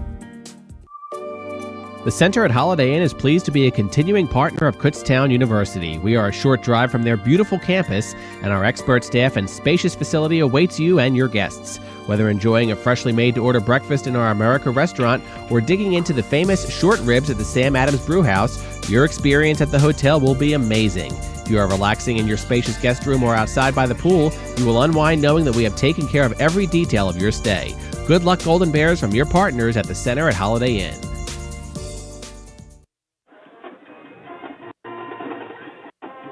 All right, back here at Tulio Field, Mercyhurst University in Erie, Pennsylvania, where the Golden Bears have just defeated Mercyhurst by a score of 21-16, a game in which Kutztown fell behind 10-0. It was all Mercyhurst, especially in the first quarter and a half, and then the Golden Bears scored 21 unanswered points. All three touchdowns scored by Craig Reynolds, a 1-yard pass from Colin DeGalbo, which is a 7-play, 58-yard drive with 8 minutes to go in the second quarter, and then the big 57-yard pass cutting across the middle, DeGalbo to Reynolds. That was a 4-play, 72-yard drive, gave Kutztown the lead for the first time 14-10, and then Kutztown went up 21-10 midway through the third quarter on a 2-yard run by Craig Reynolds, a 16-play, 71-yard drive. The Golden Bears really turned the tables, possessed the ball quite a bit in the second half, really had a chance to put the game away a drive earlier when they were not able to convert a fourth down. Mercyhurst gets the ball back, drives down the other way, Greg, and ends up getting a touchdown on a 27-yard pass from Doug Altavilla to Garrett Owens. They tried the two-point conversion, didn't make it, and then a great drive by KU at the end to really seal things. Let's take a look at the final stats. Again, 21-16 in favor of the Golden Bears. First downs were even, 16 apiece on the ground. Kutztown 36 carries, 111 yards. Mercyhurst 30 for 115 through the air. KU 272 to 192 for Mercyhurst. Kutztown 383 yards of total offense on 64 plays. Mercyhurst 64 for 307. Penalties a lot for KU, 8 for 75. Yeah. Mercyhurst did not have a penalty. No comment. Okay. Supposedly. Time of possession ended up pretty even. I didn't even realize that. 30-46 to 29-14 in favor of Mercyhurst. Was it a minute 45 in the first quarter? Yeah. And then we evened it up towards the end of the game. That's amazing. That is amazing. Yeah. Third down conversions, both teams doing about 50%. KU 8 of 15, Mercyhurst 8 of 16. Fourth downs, KU was 1 of 4, Mercyhurst 2 of 3 in the red zone. KU 2 of 3, Mercyhurst 3 of 3. Let's look at individual stats. Eandre Smith ended up with 96 yards, most of those in the first half on 21 carries. This is all Lakers stats individually. Garrett Owens had 4 carries for 30 yards. Doug Altavilla had 5 carries for 1 touchdown. Through the air, Altavilla was 20 of 34 for 192 yards and a touchdown. He was sacked 3 times. Receiving, Brad Novak led the way for the Lakers, 5 catches, 61 yards. And then defensively, Tarasovic and Tariq Ellis had 10 tackles apiece for the Lakers. Offensively for KU, Craig Reynolds just 52 yards on the ground on 22 carries, a 2.4-yard average. He had 1 touchdown. DeGalbo, 8 carries for 46 yards. Through the air, DeGalbo, a great day, 20 of 26, 268 yards, 2 touchdowns. a long of 57. He was not sacked one time. Chris Kane did come in for a series. He went 1 for 2 for 4 yards. Receiving, we said they spread it around, and this is where Craig Reynolds does show up. He doesn't show up so much in the rushing stats, although he was a workhorse. 8 catches, 125 yards, 2 touchdowns. Connor Sullivan, 5 catches for 78 yards. Amadou Barry with some nice plays, 3 catches, 30 yards. Josh Lee, 3 for 27.